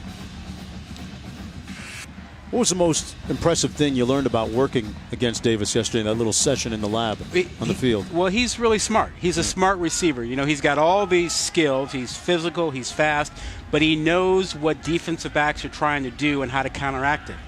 He runs good routes. He's a smart receiver. 2nd and 3. They're going to run it. This is Davon Tucker, number 22, with his first run. He picks up 5. They had some fun yesterday. 4-5, huh? Oh, yes, sir. Okay, we go? You trying to race? Yeah, we're gonna go. Ready, set, go. I'm not that dumb. I would have had you. Rod, I thought you would have had him too, man. They're piecing my hamstrings back together now. Don't leave that Achilles out of midfield on me. First down and 10. To the edge, number 83, Michael Henry. The turbo's kicked in. Henry out loose. Rowing the boat for a touchdown. 65 yards.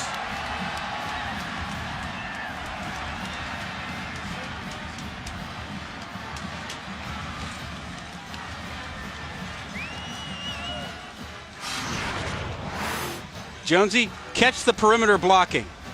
Watch those two guys out there. That is huge. And he finds the crease. Henry finds that crease between the two great blocks, and off he goes.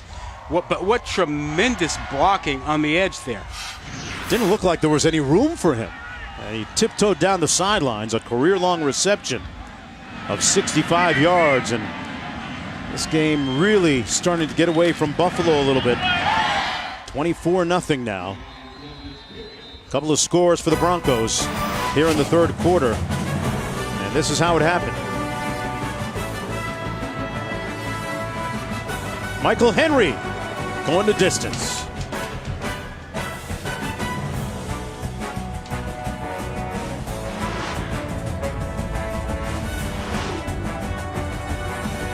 Lights here at Waldo Stadium. Brendan, I just want to tell Brendan, he hit me up with a message a minute ago, Rod, both of us, wants to know with a 1-year-old whether it's a fake tree year or a real tree year, as he saw PJ Fleck put his tree up. Hawkins brought down at the 23. Back in the studio. Brendan, go for the fake tree. Oh, please.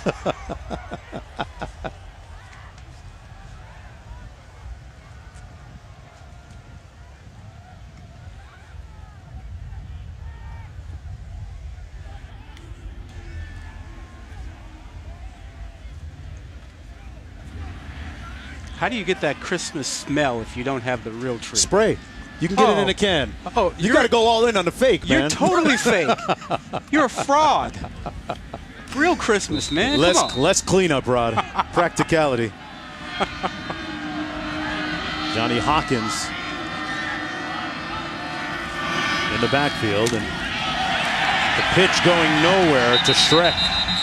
Took that little inside shuffle pass and nowhere to go for the big man.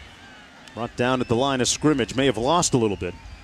Keon Adams right there to help in on the tackle.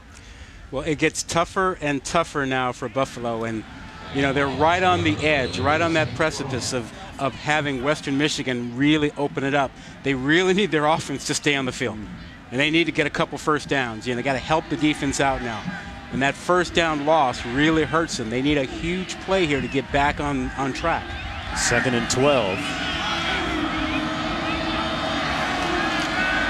Little blitz coming off the corner. Rojas under heat and sacked at the 12 by Spillane. Spillane getting in there, taking care of business. Consecutive losses for Buffalo. Well, they've dialed up the heat. They brought some pressure on first down and got a sack. And here's the corner blitz. And then here comes Spillane.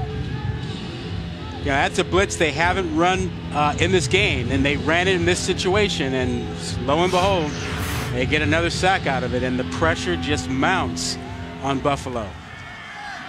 This defense for the Broncos pitching a shutout so far. Defensive coordinator Ed Pinkham doing a nice job.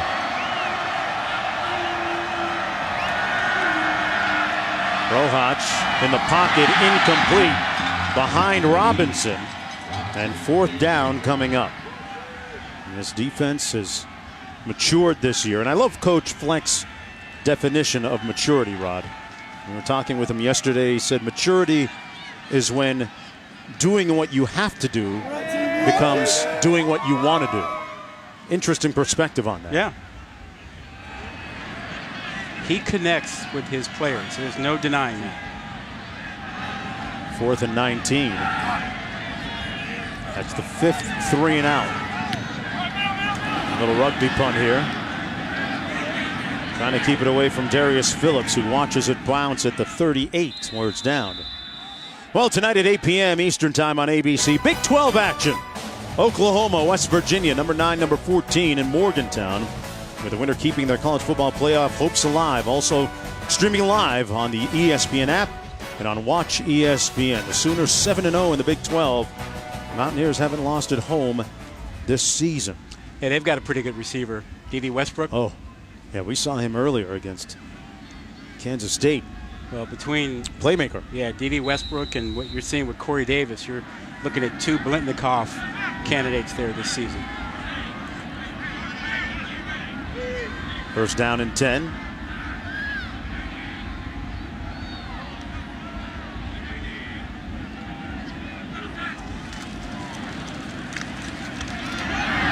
Darrow complete to his tight end. Ernsberger right into field goal range at the 24. Boy, gave you the yards after catch, too. Well, they're starting to empty the bucket a little bit. They don't throw to Ernsberger very often. That's his 4th catch of the season. Just a little seam route for him. Putting that on tape. They get Toledo next week. This is a little reminder to make Toledo think about some things and prepare for a little bit more than what they've been thinking about all season. Here's another wrinkle. Interesting. Toledo at 8-2. A couple of games behind Western Michigan in the MAC West Division at 10-0. Terrell showing some good mobility here, running out of space. Complete again to his tight end, Ernsberger. Quint? I think he's just doubled up his season catches on this drive. we mentioned it in film yesterday, Rod. You thought there was some opportunity for the tight end, and you wondered if they'd hold it for Toledo or show it now. They're going to go quick here, handoff up the middle. That's Davon Tucker. What do you make about the tight end's involvement now? It's on tape now. I mean, he had 3 catches coming in. He's had 2 on this drive.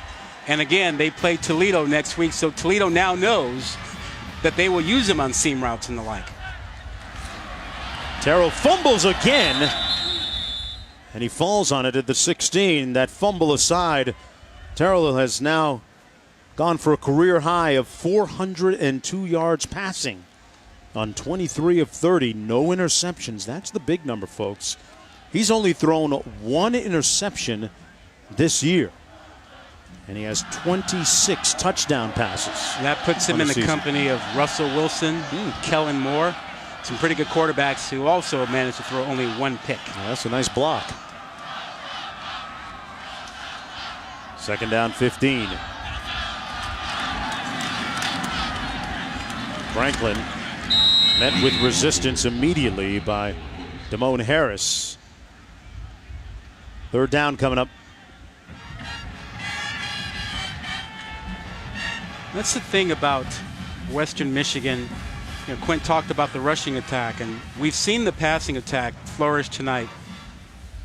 But their bread and butter is running the football, and they haven't been good at it. That offensive line that they have is considered one of the top 5 or 6 in the country statistically.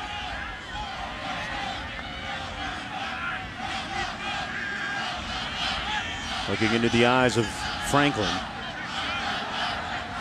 He's the lone back.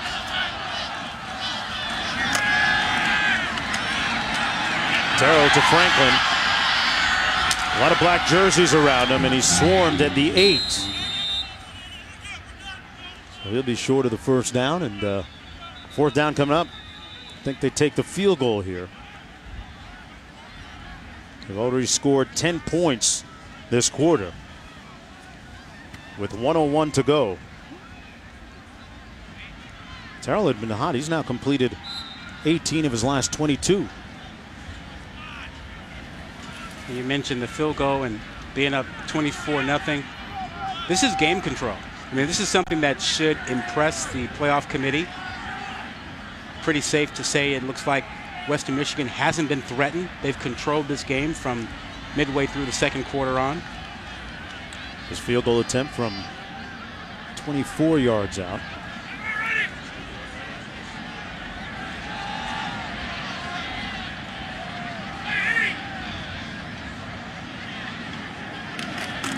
Hampton hits the upright for the second time today. How many times do you see that happen? Back to the studio.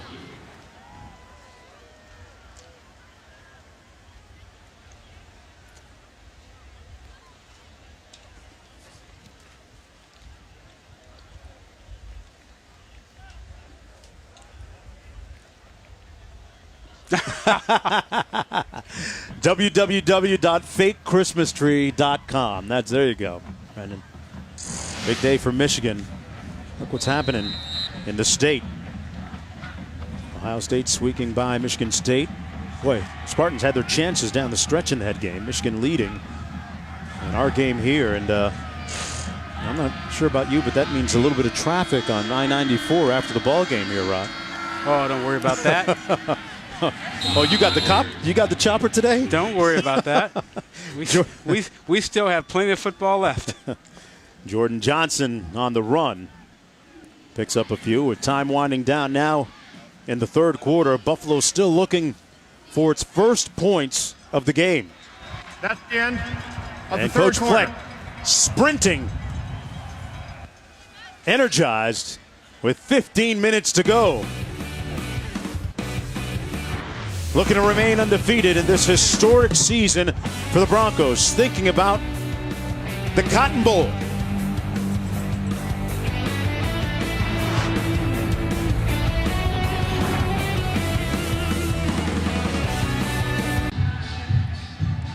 Caught up to it a couple of weeks ago when we were out in Berkeley. Washington has since fallen out of the college football playoff top 4 teams. This is Jordan Johnson on the run. What do you make of when you've talked a lot about the committee and their variables and their criteria? What do you make of them falling out of the first 4 teams? Well, remember, these are all interim rankings. Louisville lost the other night. Washington still has an opportunity to win the Pac-12 championship. Remember, this was a loss. So there's a chance that Washington this week could move up. With the win, they should dominate Arizona State, one would think. And at the very end, if they are in the postseason championship game in the Pac-12 and get a win, they've got a great shot. First down and 10. That Apple Cup game against Washington State's going to be pretty interesting. This is Rohaj took a hit as we go back to the studio.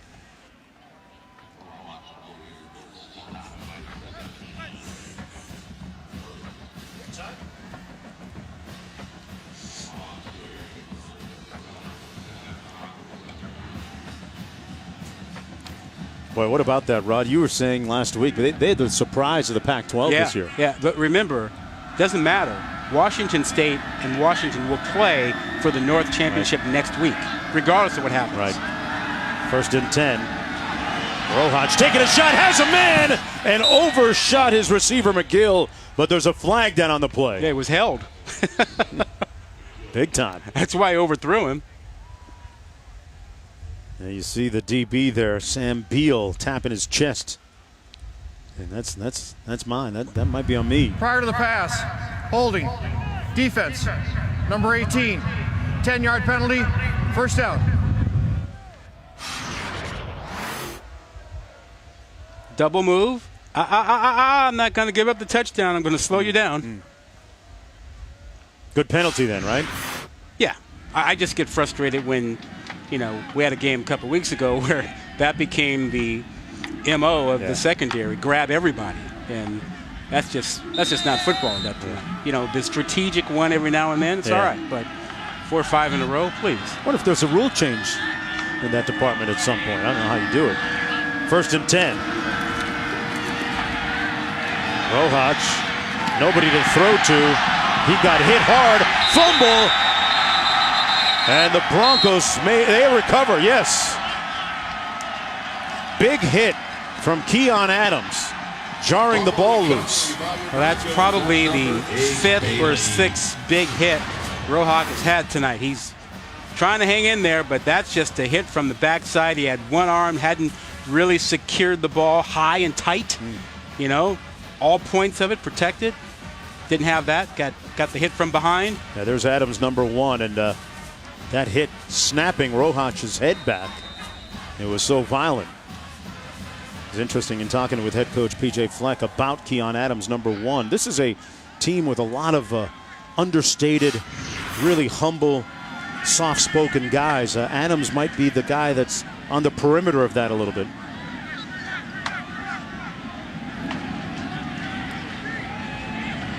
Nice way of saying he likes to talk a little bit, Rod. I'm trying to be nice.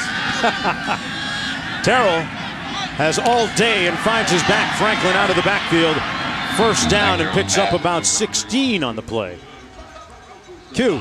That was a great job by Terrell. Off a sudden change, they wanted to take a shot. Buffalo did a wonderful job deep covering Davis on a post. Quarterback checks it down, finds his running back in the flat. Just such a smart quarterbacking move, understanding clock and score and situation. That's why he only has 1 pick this season. He didn't force that ball down the field, Q. Instead, he came off of it. You're absolutely right. Yeah, what a transformation Terrell has made since Coach P.J. Fleck came aboard. He was actually here before Fleck took the job. Changed his career for the better. Hand off to Franklin. Nice move to the edge, and Franklin finally pushed out of bounds right at the 23 or so.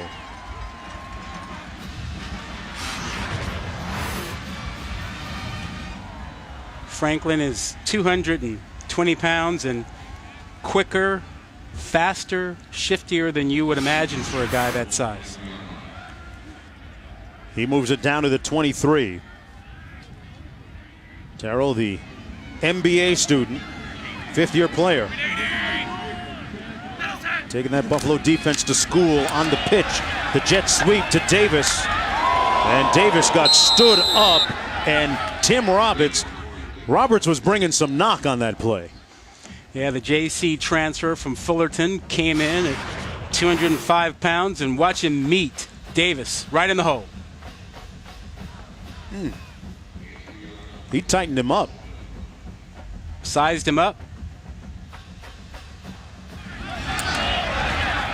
Ball down at the 20. The Buffalo defense still hitting a little bit.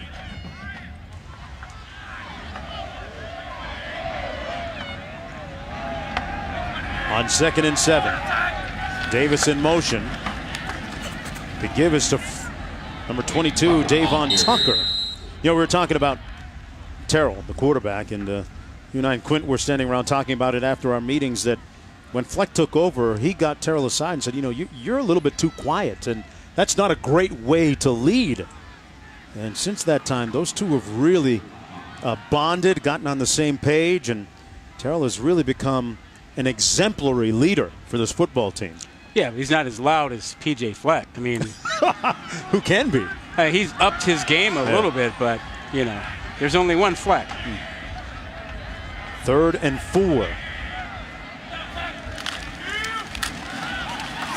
Franklin trying to pick his spots. Gets the first down. Boy, he's pretty good at moving that pile. And as Fleck likes to say, if you're juiceless, you're useless. Yeah, Rod. yeah. I'm curious as to what you and Q think. I mean, do you think there's any chance Western Michigan can keep P.J. Fleck here one more season? I mean, as a prospect, Q, he's hotter than July right now. Yeah, if he was a stock, I'd be buying. He makes $820,000 right now. He's the highest paid coach in the MAC. He's going to need a raise to keep him here. Well, his bonuses will push him up to $1 million this year. First down and 10. Terrell keeps it himself. Running close to the first down at the 2. Zach Terrell taking out his do-it-yourself kit. Watch him do the read there. He will read the outside guy and keep it. Perfect read there. And they blow a timeout and flag actually on the play. But that was the first time today, Rod, we've actually seen some good running from the quarterback. Ball start. Offense. Number 59. 5-yard penalty. 2nd down. They typically don't run him early. I mean, they run the inside zone and they have the read game in their repertoire, but they don't use that until late, and they'll give an occasional run with him after you focused on the back so much. But it's a change-up for them. It is not their bread and butter to run Terrell. I don't blame him. He's so valuable as a passer. Oh, yeah. I wouldn't want to run him 15 times a game. Keeping him out of harm's way. 2nd and 6. Tucker in the backfield. Terrell on the fade. Caught. Davis, touchdown. There's a flag down as well, though. I think it's pass interference. Pass interference or a hold. Didn't seem to matter on Corey Davis. Here's the call coming. Prior to the pass, holding, defense, number 41. That penalty is declined. Result of the play, touchdown. When I tell you he's physical, look at this. Look at him get through that. He is so strong. We're talking about a guy who can bench press 225 pounds. 18 about times. 18, 20 times. That's what you get at the combine for some linemen. Wow, Boise Ross, the DB on that play, was holding him like a grudge and still couldn't stop Corey Davis. That's his 2nd touchdown catch of the day. And as you watch this play one more time, Corey Davis, transcendent player in this conference. Listen closely, folks. You can hear him tell Boise Ross, weight room. That's where he's been. Back after this.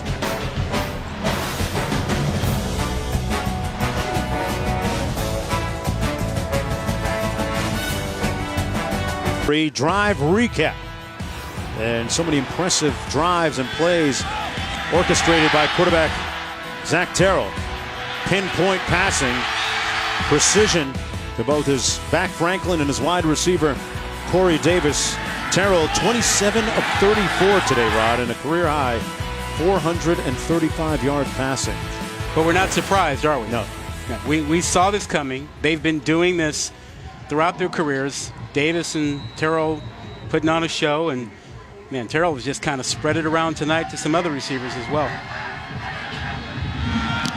All that, and he told me he aced his last test, his MBA student test in change management. Big hit on the return at the 25-yard line. Jamari Island brought down. So the question is this performance tonight good enough to impress the playoff selection committee? Is it enough to push Western Michigan back in front of Boise State? You play for style points a little bit right now if you're P.J. Fleck, I would think. I think you keep that foot firmly pressed on the accelerator. Well, they don't have the strongest schedule, although they have wins over 2 Big Ten teams, Northwestern and Illinois. So another dominant performance and staying undefeated gives you the argument to say, hey, we have dominated everyone at our level, and we have a couple of Big Ten wins. Right. Well, they scheduled up and got some quality ones with, as you mentioned, Northwestern and Illinois. The give is to Jordan Johnson. Q? Here's the deal with Boise. They beat Washington State in week 2. It was a game we did. Who would have guessed that the Cougars of Washington State would be where they are right now, leading their division in the Pac-12? So that win by Boise has grown and continues to grow in value. Yeah, you're right. Keep in mind, though, Washington State is locked in a battle with Colorado today. If Washington State loses that game, Western Michigan should get a boost because Boise State will take a little bit of a hit. Right. Only one spot separating the two teams, trying to represent that group of 5 teams in the Cotton Bowl. Part of the New Year's Six, the pass complete to Marcus McGill. With 8:43 to go in the ball game, this defense for the Broncos pitching a shutout. Unless we keep jumping ahead, remember Western Michigan has a big game next week with 8-2 Toledo. So we can't put them in the Cotton Bowl yet. Gain of 27 on that last play. Rush from the edge.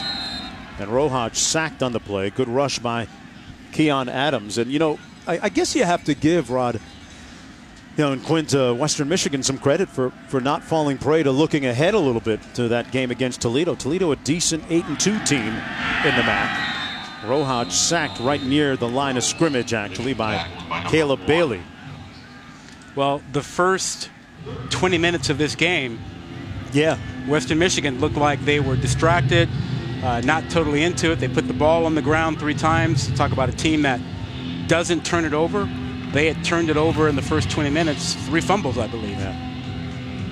I love the point that P.J.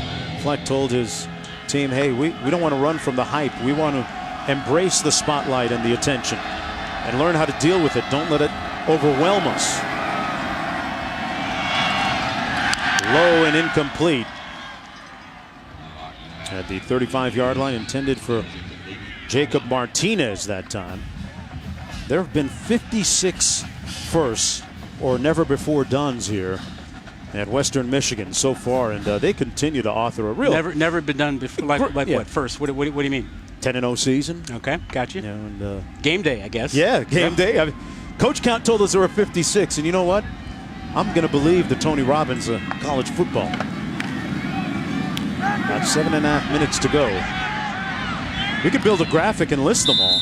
You mean like those 2 wins over Big Ten teams, 2 Power 5 teams? Illinois and Northwestern. Great way to start the year and set the table. Back to the zoo after this.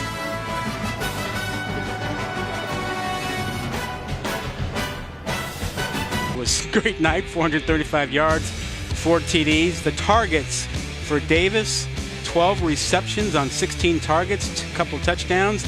And Buffalo, they've not run a single play in the red zone tonight. They've barely crossed midfield 5 times on 12 drives. And bad news for them now is that Western Michigan with control of the football. Terrell still in at quarterback.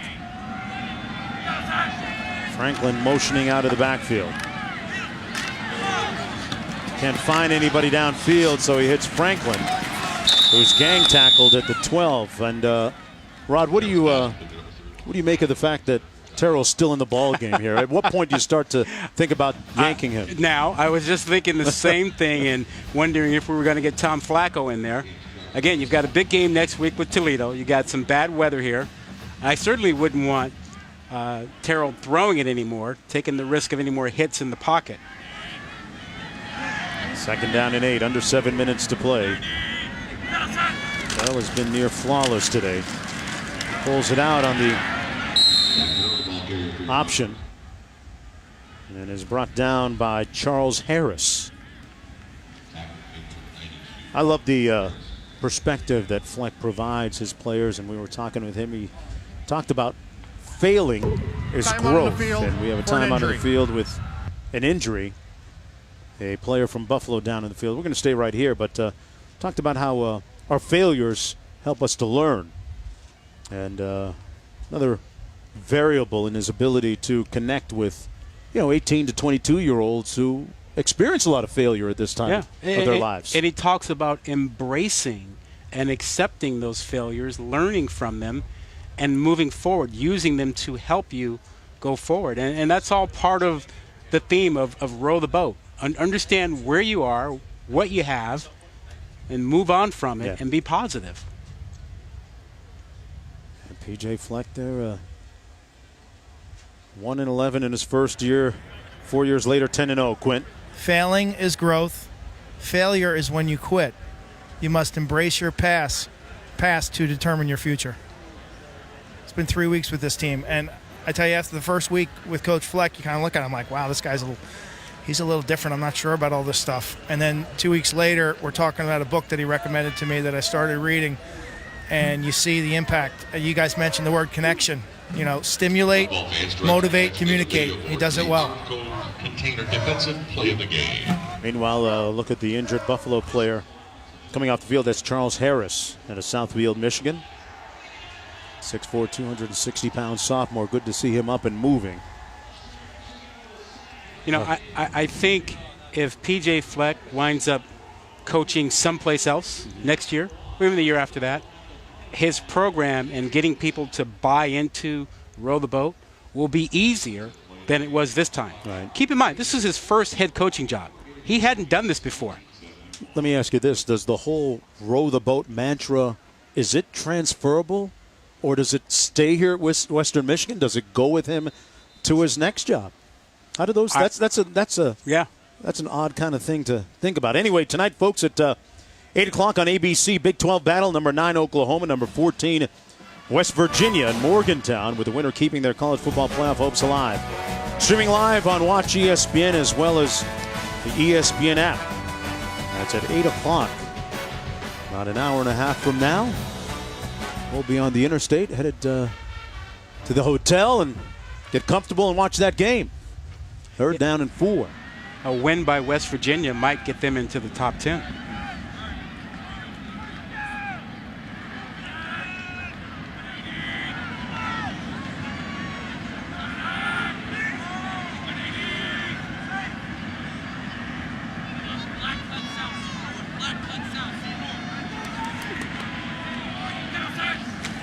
Run the play clock down to 10. Franklin make that Tucker.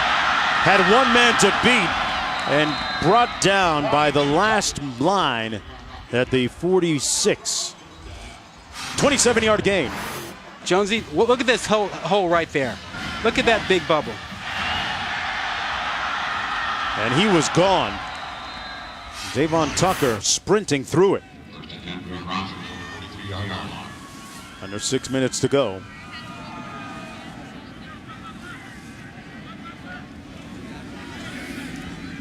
From the 43. Western Michigan, one of the great stories in college football this year. Led by their 36-year-old head coach, P.J. Fleck. Terrell on the post. And incomplete, intended for Carrington Thompson. Defended nicely by Ryan Williamson, who had a little bit of help back there. I still say take him out. I mean, at this point, 31-0, 5 minutes to go. You think the College Football Playoff Committee has seen all they need to see at this point? Yeah, they've seen enough game control here. Western Michigan has dominated this thing. Buffalo hasn't threatened to score all night. You've got a big game next week. I'd protect Terrell. I'd protect Davis. I'd get ready. I'd get Flacco in and give him a few reps to get ready in case you need him. But all their frontliners are still out there. And the clock running with 5:22 to go.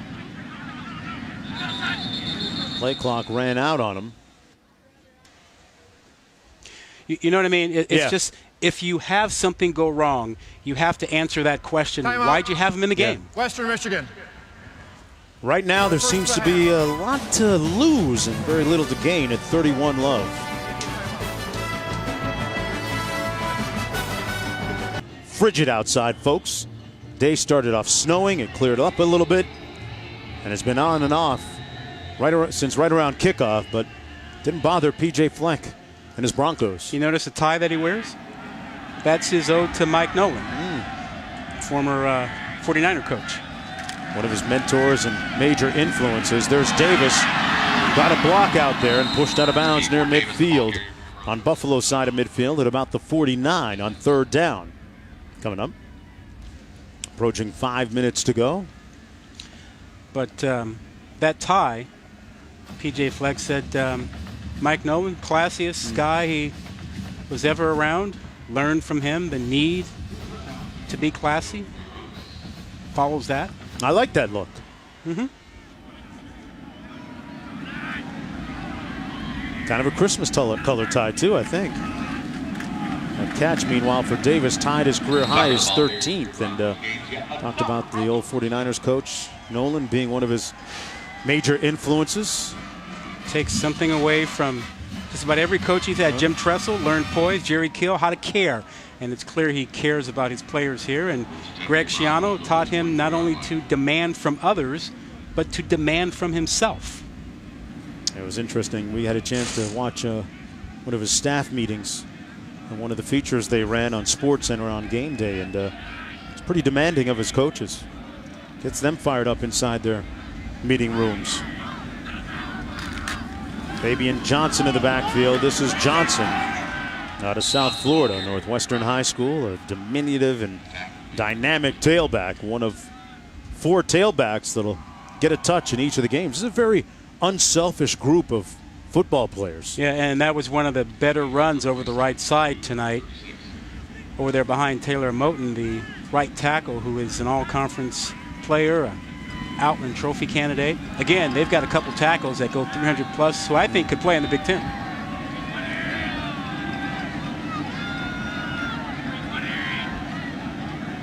Running the play clock down.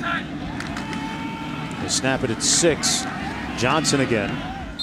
And Johnson picks up the first down. You know, what a great picture this is, and a portrait of the little train that could, the little school that can at 10-0. And the only missing part for me sentimentally is that our old late friend, our good friend John Saunders, wasn't here at his alma mater to witness this today. But we know that John is up top, transitioned to a better place, and looking down on us now, watching this game and feeling this game and smiling about the success of his alma mater. Well, he loved his Broncos, didn't he? Sure did. Former SportsCenter anchor and college football anchor. Played hockey here at Western Michigan along with his brother Bernie. And another first down run by Fabian Johnson. Here's a look at John, 74-76. And earlier today, game day, some signage honoring John, a good buddy, and they got a couple oars in the water for John Saunders today here in Kalamazoo. I always like to tease him about that blowout kid afro he had. Come on, Rod, you know you had one too. Oh man, that's why I've got no hair today. That S curl move, you know, 1st and 10. Terrell scrambling and knocked down inside the 10 at the 9 with 2:23 to go. It looks like they're going to go for another touchdown here. Well, clearly they're focused on finishing, on finishing this game and completing. So the oars are still in the water. There's no question about it. I'm up here talking about, hey, next week, protect your quarterback, don't get any more hits. And they're like, no, we are rowing forward. We're going with this. Coach PJ Fleck, you're either an oar or an anchor.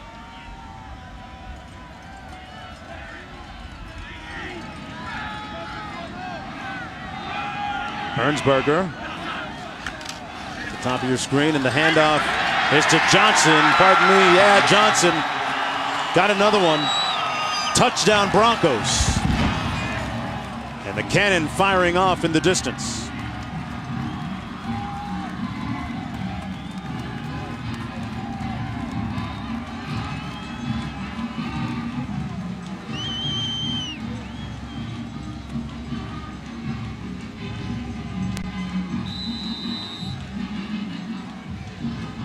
Well, the Broncos were a little disjointed early in this football game with a couple of turnovers and didn't quite get into their rhythm. It was 14-0. And in the second half, the offense kicked in. Johnson with the finishing touches.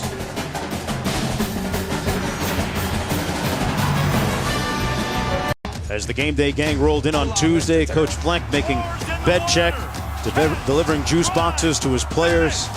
And then Saturday morning, Reese and the crew doing their thing prior to the game and moments before the game, in the hours before the game. A lot of snow, but after that, touchdowns began falling from the sky. Not snow.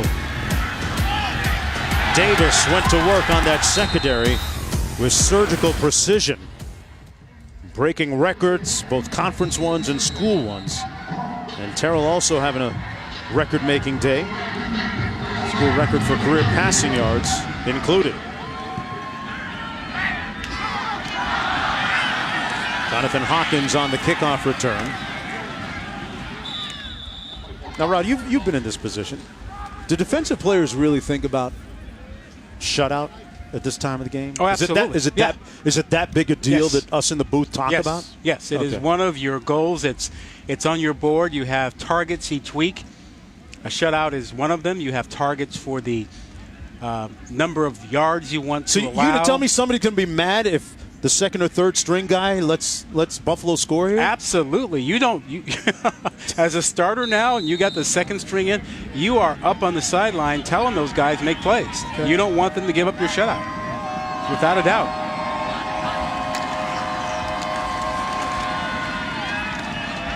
Tackle made on Johnson by Brown. Sante Brown, one of the first guys to get there. But you don't have to worry about the backups here making plays. They still have their starters out there on defense to preserve this shutout. Yeah, Brown, one of them. A lot of those number ones still on the field for Western Michigan. An impressive performance here today after a slow starting first half. 2nd and 7 coming up. Well, they've played well. They've never been threatened. Buffalo has never run a play tonight in the red zone. Nice tackle that time by Spillane, leading tackler on that Bronco defense. Western Michigan ranked number 21, one spot behind Boise State. Boise State needs Wyoming to lose in the Mountain West Conference. And they're in a tight battle right now against San Diego State. But what a matchup next week for Western Michigan against Toledo. They have to control their own destiny. They have to handle that and beat Toledo, and that's going to be one serious ballgame. Yeah. Western Michigan had the second longest winning streak in the country coming into the game tonight, behind only Alabama, that little team down in Tuscaloosa. This is Johnson on the loose, and the defense thinking about keeping that shutout intact. 3rd and 8. Maybe the last play of the game coming up here. Well, it'll be interesting to see what the committee does on Tuesday night. Again, last week they flip-flopped Boise State and Western Michigan. This has been a dominant performance tonight by Western Michigan. And so we'll watch Tuesday. Knowing what we know right now, any guess? I was surprised that they moved Boise State ahead. Right. You know, so it wouldn't surprise me if they kept them where they are, or if they moved Western Michigan ahead by 1 next week. Wouldn't surprise me. 6 seconds to go. Rohach taking a shot deep. Incomplete. And time has expired. The Western Michigan Broncos improved to 11-0 on the season with their 13th consecutive win, the second longest winning streak in the country, behind only Alabama. Corey Davis with a big day. Coach Fleck able to keep his team's focus on today and not beyond as we go downstairs to Quint. Handshakes and congratulations. Congratulations, Coach. Thank you very much. After what you called a sloppy start, how would you best describe the response your team gave there in the second and second half? Resilient, gutsy. You know, it's not easy, especially in the conditions that we're in. And they didn't start very fast, but this team has so much resolve and they care for each other so much. They were able to find a way, even though you're not playing your best, they were able to find a way to win, and that's what elite teams find a way to do. What was notable about Zach Terrell today? His poise. I mean, he is the most poised kid I've ever been around in my entire life. He is truly a special player, special person. He should win every trophy he's up for. You call this week historic, now that it's kind of almost done here. Let's give it up for your Yeah. How was it for you, Coach? You know what I say? It was historic for our community, for our players, for our city. It was unbelievable, and I think College Game Day said it all when you saw the attendance there. Special place Kalamazoo is, special place WMU is as well. Congratulations, Coach. All right, Q. And the school fight song fired up. 38-0, the final score. Next week they'll take on MAC opponent Toledo. A team that should put up a pretty good challenge at 8-2. College football continues on ESPNU as Arkansas takes on Mississippi State. For Rod and Quint, I'm Mark Jones. Folks, keep those oars in the water. Thanks for watching. Right now, the College Football Scoreboard.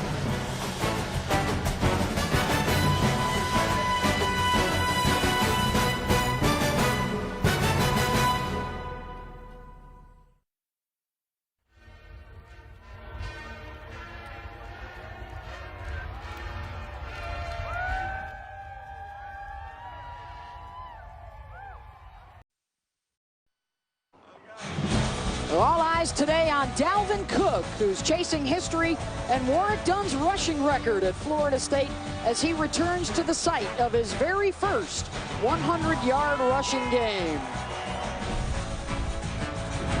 You're watching the ACC on ESPN, a spectacular autumn day in Central New York in the Carrier Dome for 17th-ranked Florida State as they take on Syracuse and first-year head coach Dino Babers. And welcome inside the Dome. Beth Mowins along with Anthony Beck, Rocky Boyman also with us today. Well, it is somewhat fitting for Dalvin Cook that he may break today the career rushing record for Florida State on the field where 2 years ago he really took his first steps towards stardom with the first of his 19 games of over 100 yards. One of the most explosive backs in the country. He does it with ease. He does it with smoothness. Everything he does when he touches the ball screams one of the top backs in the country. But he is chasing a record. Two of the best that ever put a uniform on. Warwick Dunn played against him in the NFL for many years. He's been doing it for a long time. He set the bar. Enter Dalvin Cook. This guy has ran all over the place for 3 seasons here at Florida State. And with only 19 yards to go, he will be the most decorated running back to ever put a Florida State uniform on. Seminoles are ready to take the field, and we'll check in with Rocky Boyman. We know the Noles have a stud on defense as well, Rocky. Yeah, they do, Beth. This is a Florida State defense that has struggled at times this year as they've dealt with both injury and inexperience. But one thing you cannot question about this defense is the amount of freak athletes they have on that side of the ball. And that all starts with number 44, DeMarcus Walker, 6'4", 280 pounds, but still has the fancy footwork to get around the edge and run the hoop to the quarterback. And how about this one? When's the last time you saw a defensive end outrun a running back all the way to the corner? The challenge for Walker today, though, is going to be to remain patient. This is a Syracuse offense, Beth, where Mahoney, the quarterback, gets the ball out of his hand very, very quickly. And it is indeed an offense that loves to go fast. And Anthony, we've already seen him twice this year in games running over 100 plays. Well, Dino Babers is a coach that wants to get the early jitters out of his offense. They try to put points up very quickly early to put it on the other team to come and catch up. The problem is when the teams have caught on defense, that's when things go to issue. They got a backup quarterback. It'll be a struggle today, but I promise you this, Coach Babers said they're going to go out and win this game, try to beat their opponent, so they're going to give them their best shot, Beth. Dino Babers in his first season with the Orange, trying to rebuild this program that was amongst the best for years in the Big East Conference. And here come the Seminoles of Florida State at 7-3 on the year with Jimbo Fisher.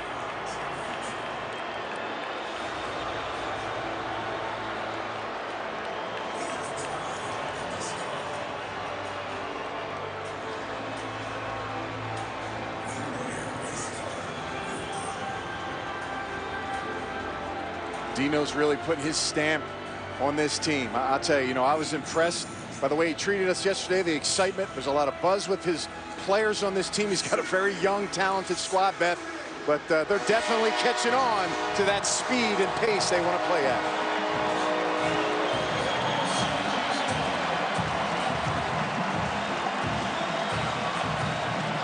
Orange take their home field for the final time this year.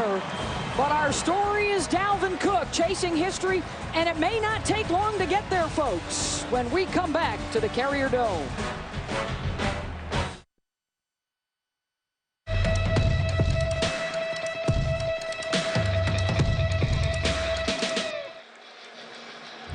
Yeah, we welcome you back inside the Carrier Dome, getting set for the Seminoles and the Orange. And for Jimbo Fisher and Florida State, playing the toughest schedule in America this year, with losses to Louisville, North Carolina, and Clemson, and those big wins early on against Ole Miss, and then a win over Miami.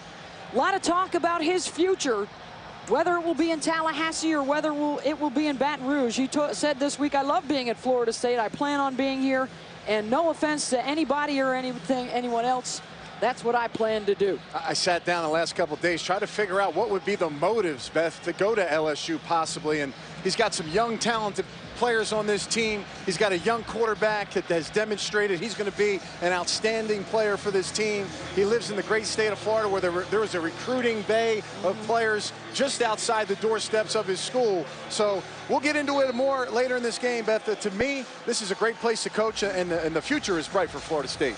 7 years in Tallahassee, and only Nick Saban at Alabama has more wins than Jimbo Fisher, and that, of course, includes a national championship.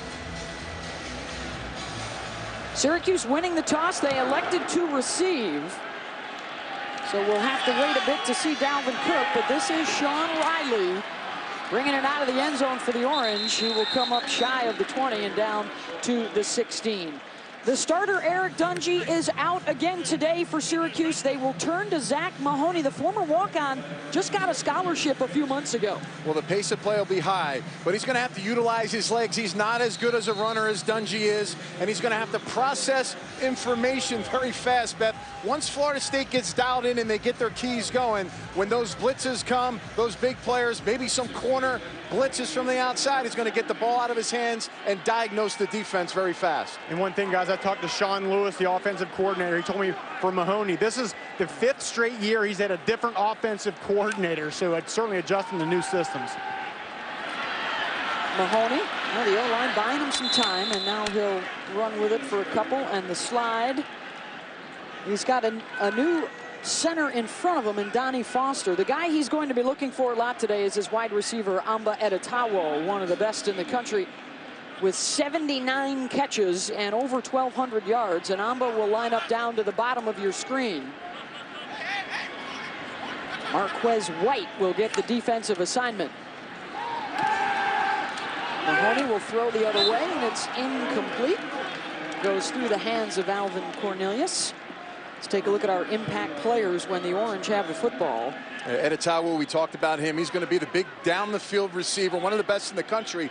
Watch him matched up at number 4. McFadden leads the country in interceptions. We talked about Walker. He could be a handful with this young offensive line. Looking for Edetawo, who's a big target, and he snags that for the first down for the Orange. Levante Taylor was on the coverage. He's got a huge catch radius. You see his extension of his arms, catching it cleanly with his hands. They love his catching ability away from his body. 12 yards on that toss. The Orange quick to snap. And that pass low, and it is